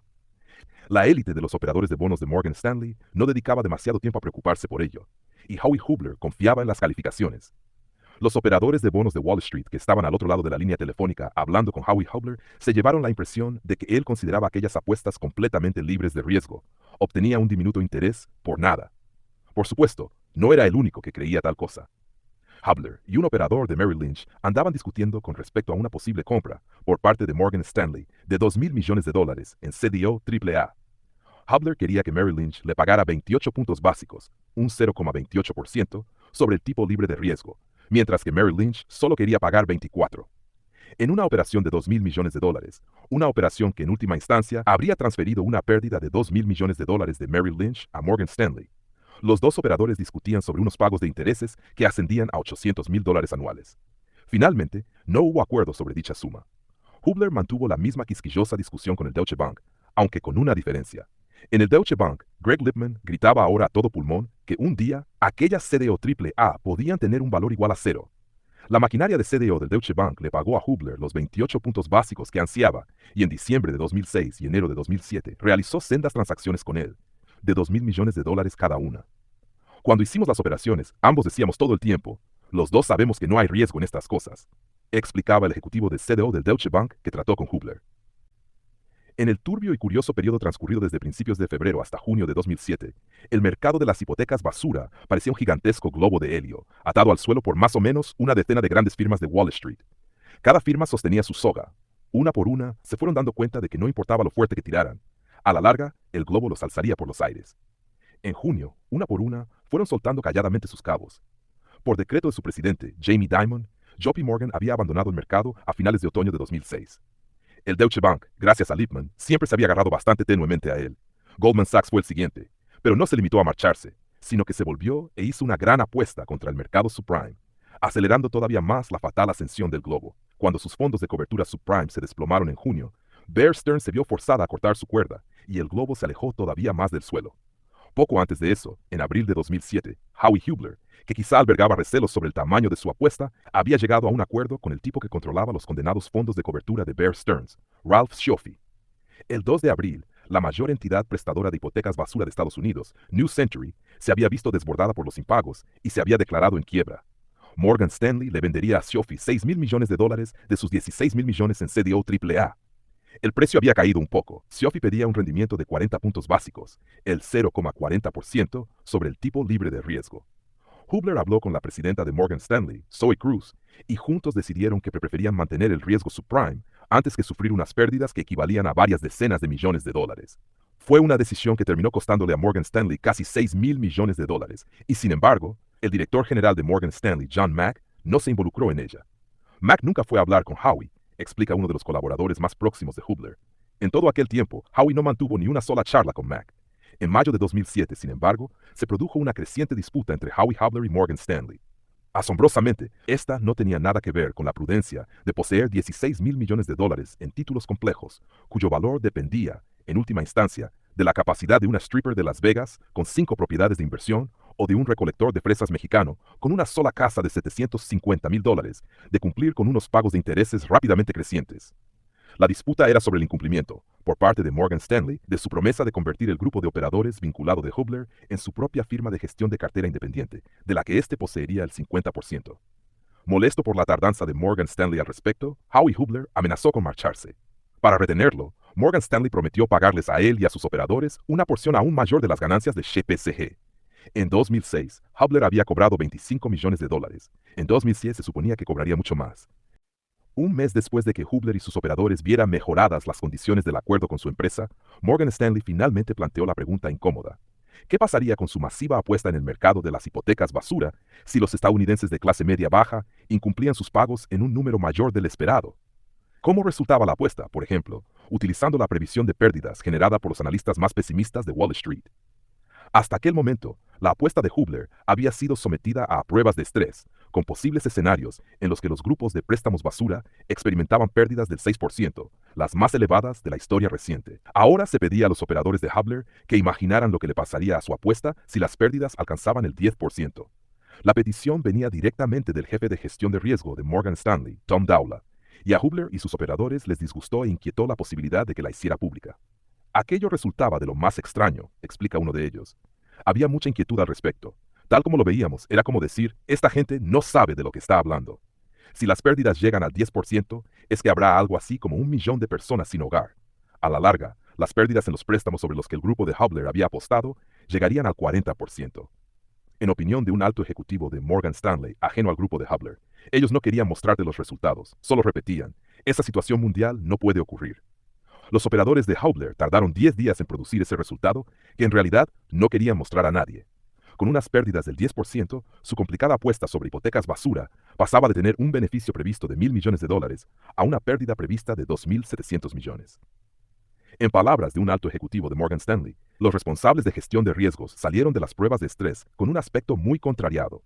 Hubler y sus operadores trataron de calmarles. Tranquilos, les dijeron, ese volumen de pérdidas jamás se producirá. No obstante, al Departamento de Gestión de Riesgos no le resultaba nada fácil tranquilizarse. Les parecía que Hubler y sus operadores no entendían del todo su propia apuesta. Hubler seguía diciendo que él estaba apostando contra el mercado de bonos basura. Pero, si era así, ¿cómo podía ser que perdiera miles de millones si éste se desplomaba? En opinión de un alto ejecutivo de gestión de riesgos de Morgan Stanley, una cosa es apostar a rojo o negro y saber que estás apostando a rojo o negro.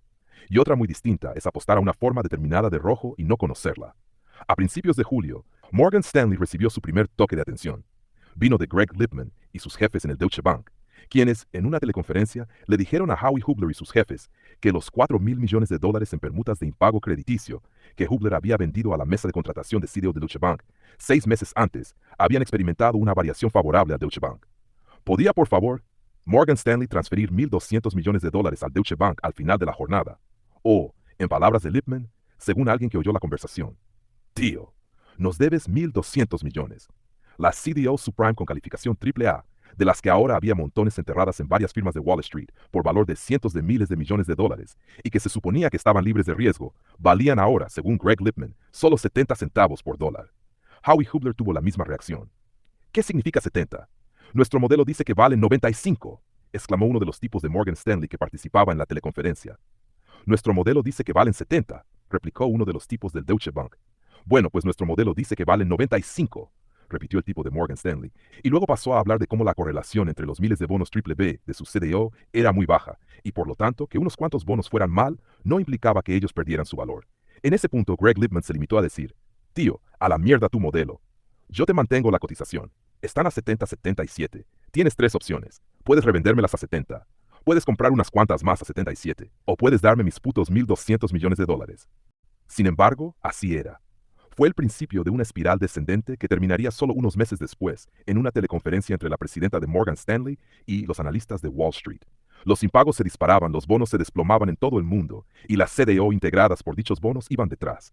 En varias ocasiones durante esta caída, el Deutsche Bank ofreció a Morgan Stanley la posibilidad de salir de la operación. La primera vez que le llamó Greg Lippmann, Howie Hubler podría haber abandonado su operación de $4.000 millones con el Deutsche Bank al precio de sufrir unas pérdidas de $1.200 millones. La vez siguiente que Lippmann le llamó, el precio de su salida había aumentado a $1.500 millones. En cada ocasión, Howie Hubler o uno de sus operadores discutía el precio y finalmente declinaba salir. Luchábamos todo el tiempo con aquellos cabrones, cuenta un operador del Deutsche Bank. Y también todo el tiempo, los cobradores de deudas del Deutsche Bank percibieron que los operadores de bonos de Morgan Stanley entendían mal su propia operación. No es que mintieran, eran realmente incapaces de entender la naturaleza de la CDO basura. La correlación entre los bonos basura triple B no era del 30%, sino del 100%. Cuando uno de ellos se desplomaba, todos los demás lo hacían, porque todos ellos dependían de las mismas fuerzas económicas generales.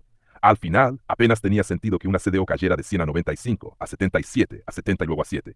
Los bonos basura que la sustentaban eran o todos malos o todos buenos. La CDO valía o 0 o 100. A un precio de 7, Greg Lippmann permitió a Morgan Stanley salir de una operación en la que había entrado aproximadamente a 100 centavos por dólar. Sobre los primeros $4.000 millones de la locura de $16.000 millones de Howie Hubler, las pérdidas alcanzaron aproximadamente los $3.700 millones. Entonces, Lippmann ya no hablaba con Howie Hubler, porque este ya no trabajaba en Morgan Stanley. Howie estuvo unas semanas de vacaciones, explica un miembro de su grupo, y luego ya no volvió. Le habían permitido dimitir en octubre de 2007, con muchos de los millones de dólares que la firma le había prometido a finales de 2006 para que no se marchara. Según se informó al Consejo de Administración, las pérdidas totales que dejó tras de sí fueron de algo más de $9.000 millones. La mayor pérdida bursátil de toda la historia de Wall Street. Otras firmas perderían más, mucho más, pero dichas pérdidas normalmente se asociarían a la generación de préstamos hipotecarios basura. Citigroup, Merrill Lynch y otros tenían enormes montañas de ellos cuando el mercado se desplomó, pero en su caso eran un subproducto de sus maquinarias de CDO. Si tenían CDO respaldadas por hipotecas basura, no era tanto por su interés en ellas, como por los honorarios que sus transacciones generarían una vez que las hubieran vendido. Las pérdidas de Howie Hubler fueron el resultado de una sencilla apuesta. Hubler y sus operadores creyeron que eran tipos inteligentes venidos a la Tierra para explotar las estúpidas ineficiencias del mercado. Lejos de ello, no hicieron sino aportar más ineficiencia. Retirado a Nueva Jersey, con un número de teléfono que no figuraba en la guía, Howie Hubler al menos tuvo el reconfortante consuelo de saber que no había sido el mayor idiota de la partida. Puede que hubiera soltado la cuerda del globo demasiado tarde para salvar a Morgan Stanley, pero tras caer al suelo y alzar la vista hacia el globo que se elevaba por los aires, pudo ver varios cuerpos de Wall Street pendiendo todavía de él. A primeros de julio, justo unos días antes de que Greg Lippmann le llamara para pedirle los $1.200 millones, Hubler había encontrado un par de compradores para su CDO AAA. El primero era Mizuho Financial Group, una filial bursátil del segundo banco de Japón. Como pueblo, los japoneses se habían sentido desconcertados por aquellas nuevas creaciones financieras estadounidenses y se habían mantenido alejados de ellas. Mizuho Financial Group, por alguna razón que solo la propia empresa sabría, se posicionó como un operador inteligente de bonos basura estadounidenses y recibió $1.000 millones en CDO respaldadas por activos subprime de manos de Morgan Stanley. El otro comprador más importante era UBS, que se quedó con $2.000 millones en CDO AAA de Howie Hubler, junto con un par de cientos de millones de su posición corta en bonos triple B. Es decir, que en julio, muy poco antes de que el mercado se desplomara, UBS observó la operación de Howie Hubler y se dijo, nosotros también queremos parte de esto. De modo que la compra personal de Howie Hubler de $16.000 millones en CDO AAA se redujo a más o menos unos $13.000 millones. Unos meses más tarde, al tratar de explicar a sus accionistas los $37.400 millones que había perdido en los mercados subprime estadounidenses, UBS publicaría un informe medio sincero en el que revelaría que un pequeño grupo de operadores de bonos estadounidenses, empleados por UBS, habían presionado mucho hasta conseguir finalmente que el banco comprara aún más bonos hipotecarios basura de otras firmas de Wall Street. Si la gente hubiera sabido de la operación, habría habido una rebelión abierta, comentaba un operador de bonos de UBS cercano a la acción. Fue una operación muy controvertida en UBS. Se mantuvo muy en secreto. Había mucha gente que de haber sabido que se producía la operación, habría puesto el grito en el cielo. Nosotros aceptamos la proporción de correlación de Howie cuando todo el mundo sabía que la correlación era de 1, es decir, del 100%. Asimismo, explicaba que los operadores de UBS que realizaron la operación estaban motivados principalmente por sus propios modelos, los cuales en el momento de la transacción sugerían que habían obtenido unos beneficios de $30 millones.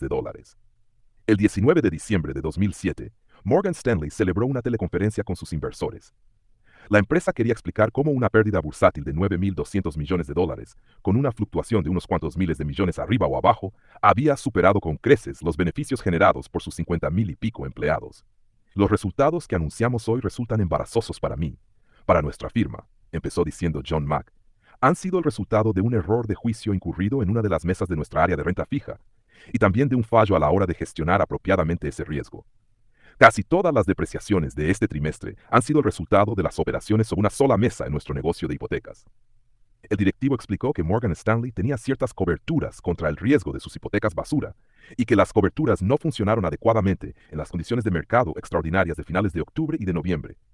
Pero las condiciones de mercado de octubre y noviembre no habían sido extraordinarias.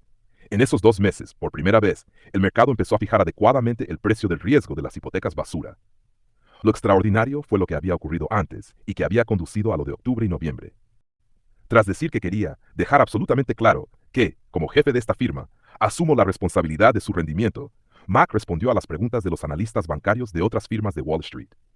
Estos tardaron un poco en comprender cuál era el motivo de lo embarazoso de la situación, pero finalmente lo entendieron. 4 analistas prefirieron no sondear a Mack demasiado a fondo con respecto a lo que era casi con certeza la mayor pérdida bursátil patrimonial de la historia de Wall Street.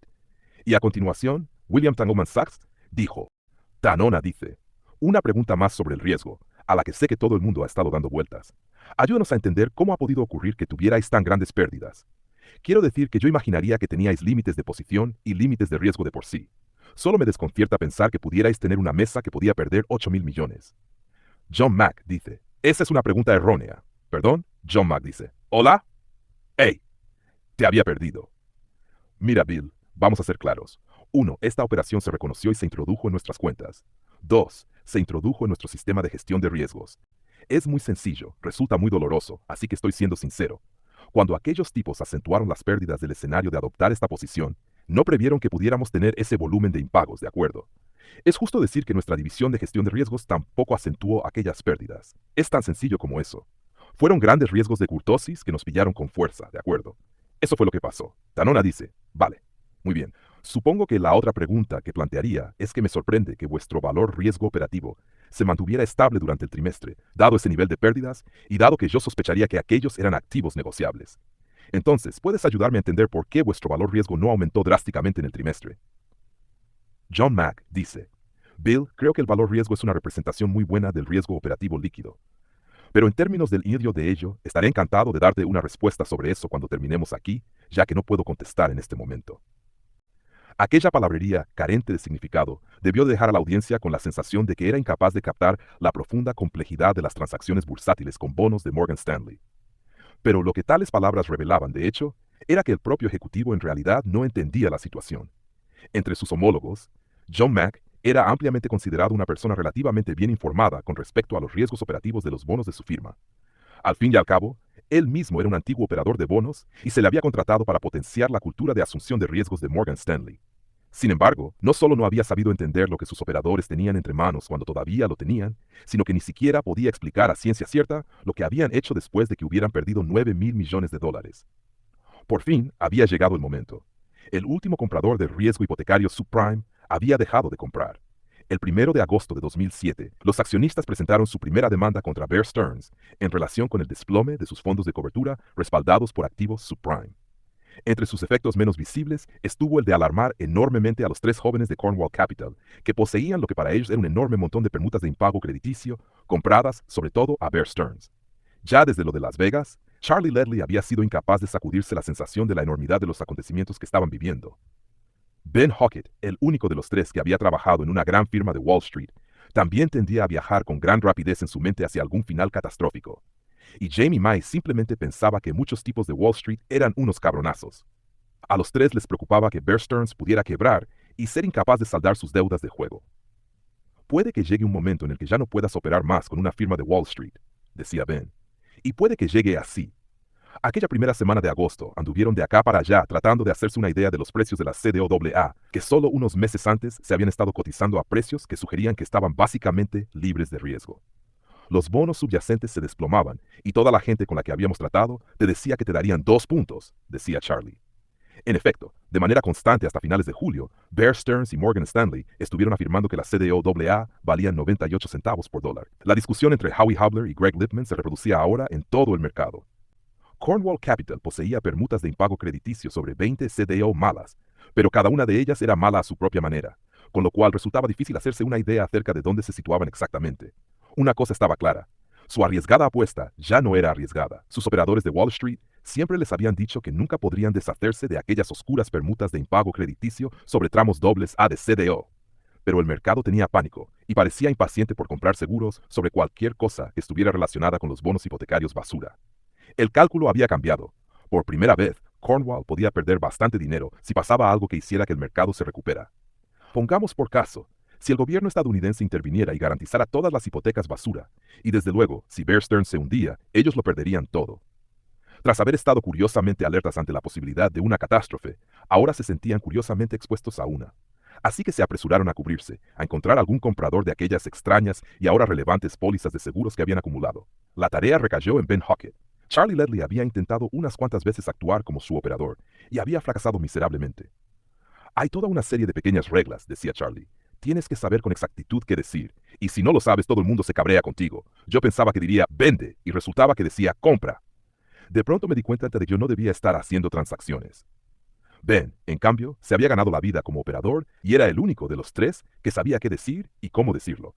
Sin embargo, estaba en el sur de Inglaterra, de vacaciones con la familia de su esposa. Y fue así como Ben Hockett se encontró sentado en un pub llamado The Powder Monkey, en la población de Exmouth, en el condado inglés de Devon, buscando a un comprador de $205 millones en permutas de impago crediticio sobre tramos AA de CDO subprime entresuelo. The Powder Monkey disponía de la única conexión inalámbrica a Internet fiable de la población, y a ninguno de los entusiastas bebedores británicos pareció importarles, o advertir siquiera, la presencia del estadounidense en la mesa del rincón, aporreando su terminal Bloomberg y hablando por el móvil desde las 2 de la tarde hasta las 11 de la noche. Hasta el momento, solo 3 firmas de Wall Street se habían mostrado dispuestas a tratar con Cornwall Capital y proporcionarles los acuerdos ISA necesarios para operar con permutas de impago crediticio: Bear Stearns, el Deutsche Bank y Morgan Stanley. Ben siempre nos había dicho que es posible hacer una operación sin un ISDA, pero que en realidad no es normal, comentaba Charlie. Pero aquel no era un momento normal. El viernes 3 de agosto, Ben llamó a todas las grandes firmas de Wall Street y les dijo: ustedes no me conocen y sé que no nos darán un acuerdo ISDA, pero tengo seguros sobre CDO respaldadas por hipotecas subprime y estoy dispuesto a vender. ¿Estarían ustedes dispuestos a tratar conmigo sin un acuerdo ISDA? La respuesta de los departamentos de acciones era que no, contaba Ben. Y yo les decía: llame a su jefe de operaciones de crédito y llame a su jefe de gestión de riesgo y vea si ellos son de otra opinión. Aquel viernes solo un banco parecía ansioso por tratar con él: UBS, y se mostraba muy ansioso. El último hombre que se aferraba al globo de helio acababa de soltar su cuerda. El lunes 6 de agosto, Ben volvió a The Powder Monkey y comenzó a operar. Por unas pólizas de seguros que costaban la mitad del 1%, UBS le ofreció ya de entrada 30 puntos, es decir, $205 millones en permutas de impago crediticio de Cornwall, que habían costado alrededor de $1 millón de compra. De repente valían algo más de $60 millones, el 30% de 205 millones. UBS, sin embargo, ya no era la única entidad que expresaba tal interés. La gente de Citigroup, Merrill Lynch y Lehman Brothers, tan despreciativa el viernes, se mostraba ansiosa el lunes. Todos ellos se las veían y se las deseaban para poner precio a los riesgos de aquella CDO que sus firmas habían creado. Para mí era más fácil porque ellos tenían que examinar cada transacción por separado, decía Ben, y yo solo quería dinero. Cornwall tenía 20 posiciones distintas que vender. La conexión a Internet de Ben iba y venía, al igual que la cobertura de su teléfono móvil. Solo el fervor de las firmas de Wall Street, desesperadas por comprar un seguro de incendios sobre su casa en llamas, se mantuvo intacto. Es la primera vez que vemos unos precios que reflejan algo parecido a lo que realmente valen, decía Charlie. Nosotros teníamos posiciones que Bear Stearns estaba valorando en 600 de los grandes y que pasaron a 6 millones al día siguiente. A las 11 de la noche del jueves, Ben había terminado. Era el 9 de agosto, el mismo día que el banco francés BNP anunciaba que se impediría a los inversores en sus fondos del mercado monetario retirar sus ahorros debido a los problemas con las hipotecas basura estadounidenses. Ben, Charlie y Jamie no tenían claro por qué un banco suizo había comprado las 3/4 partes de sus apuestas. Las letras U, B apenas se habían mencionado en Cornwall Capital hasta que el banco había empezado a pedirles que le vendieran lo que ahora eran costosísimos seguros subprime. Yo no tenía ninguna razón concreta para pensar que UBS estuviera siquiera en el negocio subprime, decía Charlie. Retrospectivamente, no puedo creer que no nos volviéramos y adoptáramos una posición corta sobre UBS. Al quedarse con las permutas de impago crediticio de Cornwall, ni UBS ni ninguno de sus otros compradores de Wall Street expresaron la más mínima reserva ante el hecho de que ahora estaban asumiendo el riesgo de que Bear Stearns pudiera quebrar. Aquella idea dentro de las grandes firmas de Wall Street resultaba todavía inconcebible. Cornwall Capital, que había empezado 4 años y medio antes con $110,000, acababa de ganar con una apuesta de $1 millón, más de 80 millones netos. Sentimos alivio por no haber sido los tontos de la partida, decía Jamie. Desde luego que no lo habían sido. Su arriesgada apuesta les había reportado unas ganancias de 80-1, y nadie en The Powder Monkey le preguntó nunca a Ben qué hacía. Obviamente la extensa familia inglesa de su esposa se preguntó dónde había estado, y él trató de explicárselo. Él pensaba que lo que estaba ocurriendo tenía una importancia crucial. Consideraba que el sistema bancario era insolvente, y ello implicaba unos cuantos trastornos graves. Cuando la banca se para, el crédito se para. Cuando se para el crédito, se para el comercio. Y cuando se para el comercio, bueno, la ciudad de Chicago tenía solo 8 días de reservas de cloro para su abastecimiento de agua. Los hospitales se quedaban sin medicinas. Todo el mundo moderno se basaba en la capacidad de comprar ahora y pagar más tarde. Yo había llegado a casa a medianoche y trataba de hablarle a mi cuñado del futuro de nuestros hijos, explicaba Ben. Les pedí a todos los de la casa que se ocuparan de que sus cuentas en HSBC estuvieran aseguradas. Les dije que tuvieran a mano algo de dinero en efectivo, ya que quizá tendríamos que afrontar algunas alteraciones, pero resultaba difícil de explicar. ¿Cómo se le explica a un ciudadano inocente del mundo libre la importancia de una permuta de impago crediticio sobre un tramo doble A de una obligación de deuda garantizada respaldada por activos subprime? Él lo intentó, pero sus suegros ingleses se limitaron a mirarle con extrañeza. Entendían que alguien acababa de perder mucho dinero y que Ben acababa de ganar mucho dinero, pero no consiguieron ir mucho más lejos. En realidad no puedo hablarles de ello, decía. Son ingleses. 22 días después, el 31 de agosto de 2007, Michael Burry levantó la reserva que había hecho y empezó a deshacerse de sus propias permutas de impago crediticio. Sus inversores podrían recuperar su dinero, y ahora había más del doble de que le habían dado. Solo unos meses antes habían ofrecido a Burry 200 puntos básicos, o el 2% del principal, por sus permutas de impago crediticio, que alcanzaron un máximo de $1.900 millones.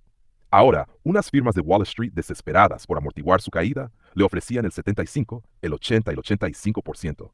Al final del trimestre, informaría de que el fondo había aumentado más de un 100%. A finales de año, en una cartera de menos de $550 millones, habría obtenido unos beneficios de más de 720 millones. Y, sin embargo, sus inversores no dijeron ni pío, ni siquiera cuando estuvo claro que aquel era un gran año, y que yo tenía razón hubo el menor júbilo por ello, explicaba. Ganar dinero no tenía nada que ver con como yo pensaba que sería. A su inversor fundacional, Gotham Capital, le envió un correo electrónico donde decía únicamente, de nada. Había decidido ya echarlos del fondo, y les insistió en que vendieran su participación en el negocio.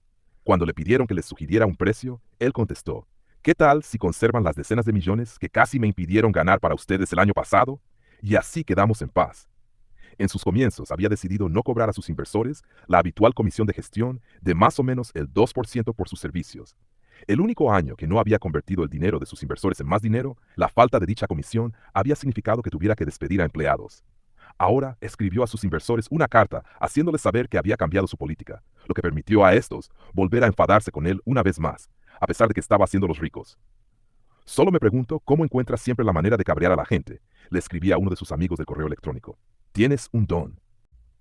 Una de las cosas que había aprendido de Asperger, ya desde que descubriera que lo tenía, era la utilidad que le reportaban sus focos de interés.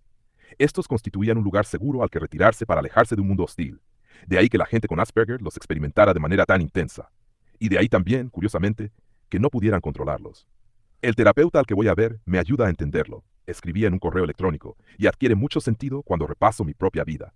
Y añadía, veamos si lo entiendo bien, aunque siempre suena mejor cuando lo dice el terapeuta.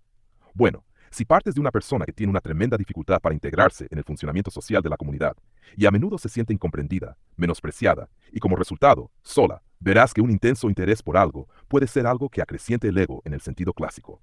Los niños con Asperger pueden concentrarse enormemente y ampliar el conocimiento de un tema en el que tienen interés con gran rapidez, a menudo bastante más allá del nivel de su prójimo. Ese refuerzo del ego resulta muy relajante, proporcionando algo que los niños con Asperger no experimentan a menudo, por no decir nunca. En la medida en que el interés por algo proporciona ese refuerzo, hay poco peligro de un cambio. Pero cuando el interés encuentra un escollo, o la persona experimenta un fallo en dicho interés, la negatividad puede percibirse muy intensamente, en especial cuando proviene de otras personas. El interés en tal caso simplemente puede empezar a imitar todo aquello de lo que la persona con Asperger intentaba escapar: la aparente persecución, el malentendido, la exclusión por parte de otros. Y la persona con Asperger tendría que encontrar otro foco de interés para acrecentar y mantener el ego. El doctor Michael Burry había vivido la mayor parte de 2006 y comienzos de 2007 sumido en una pesadilla. En un correo electrónico escribía: los socios más cercanos a mí tienden a odiarme en última instancia. Este negocio mata una parte de la vida que resulta bastante esencial. La cosa es que no he identificado qué es lo que mata. Pero hay algo vital que está muerto en mi interior. Puedo sentirlo. Cuando vio que perdía interés por los mercados financieros, se compró su primera guitarra. Era extraño. Él no sabía tocar la guitarra y tampoco tenía talento para ello. Ni siquiera quería tocar la guitarra. Solo necesitaba aprenderlo todo sobre las clases de maderas utilizadas para hacer guitarras, y comprar guitarras, y válvulas, y amplificadores. Solo necesitaba saber todo lo que había que saber sobre guitarras. Había escogido un momento inteligente para la muerte de su foco de interés. Era el momento en el que el final ya estaba escrito, el momento que ya no se podía hacer nada por evitar. 6 meses después, el Fondo Monetario Internacional evaluaría las pérdidas en los activos relacionados con el mercado subprime originados en Estados Unidos en $1 billón. $1 billón en pérdidas creadas por los financieros estadounidenses a partir de una pura farsa e incardinadas en el sistema financiero de Estados Unidos. Todas las firmas de Wall Street sufrieron una parte de dichas pérdidas y no pudieron hacer nada por evitarlas. Ni una sola firma de Wall Street sería capaz de escapar, puesto que ya no había compradores. Era como si se hubieran colocado bombas de diferentes tamaños en prácticamente todas las grandes instituciones financieras occidentales. Los fusibles habían ardido y el fuego no podía extinguirse. Todo lo que se podía hacer era observar la velocidad de la chispa y el tamaño de las explosiones.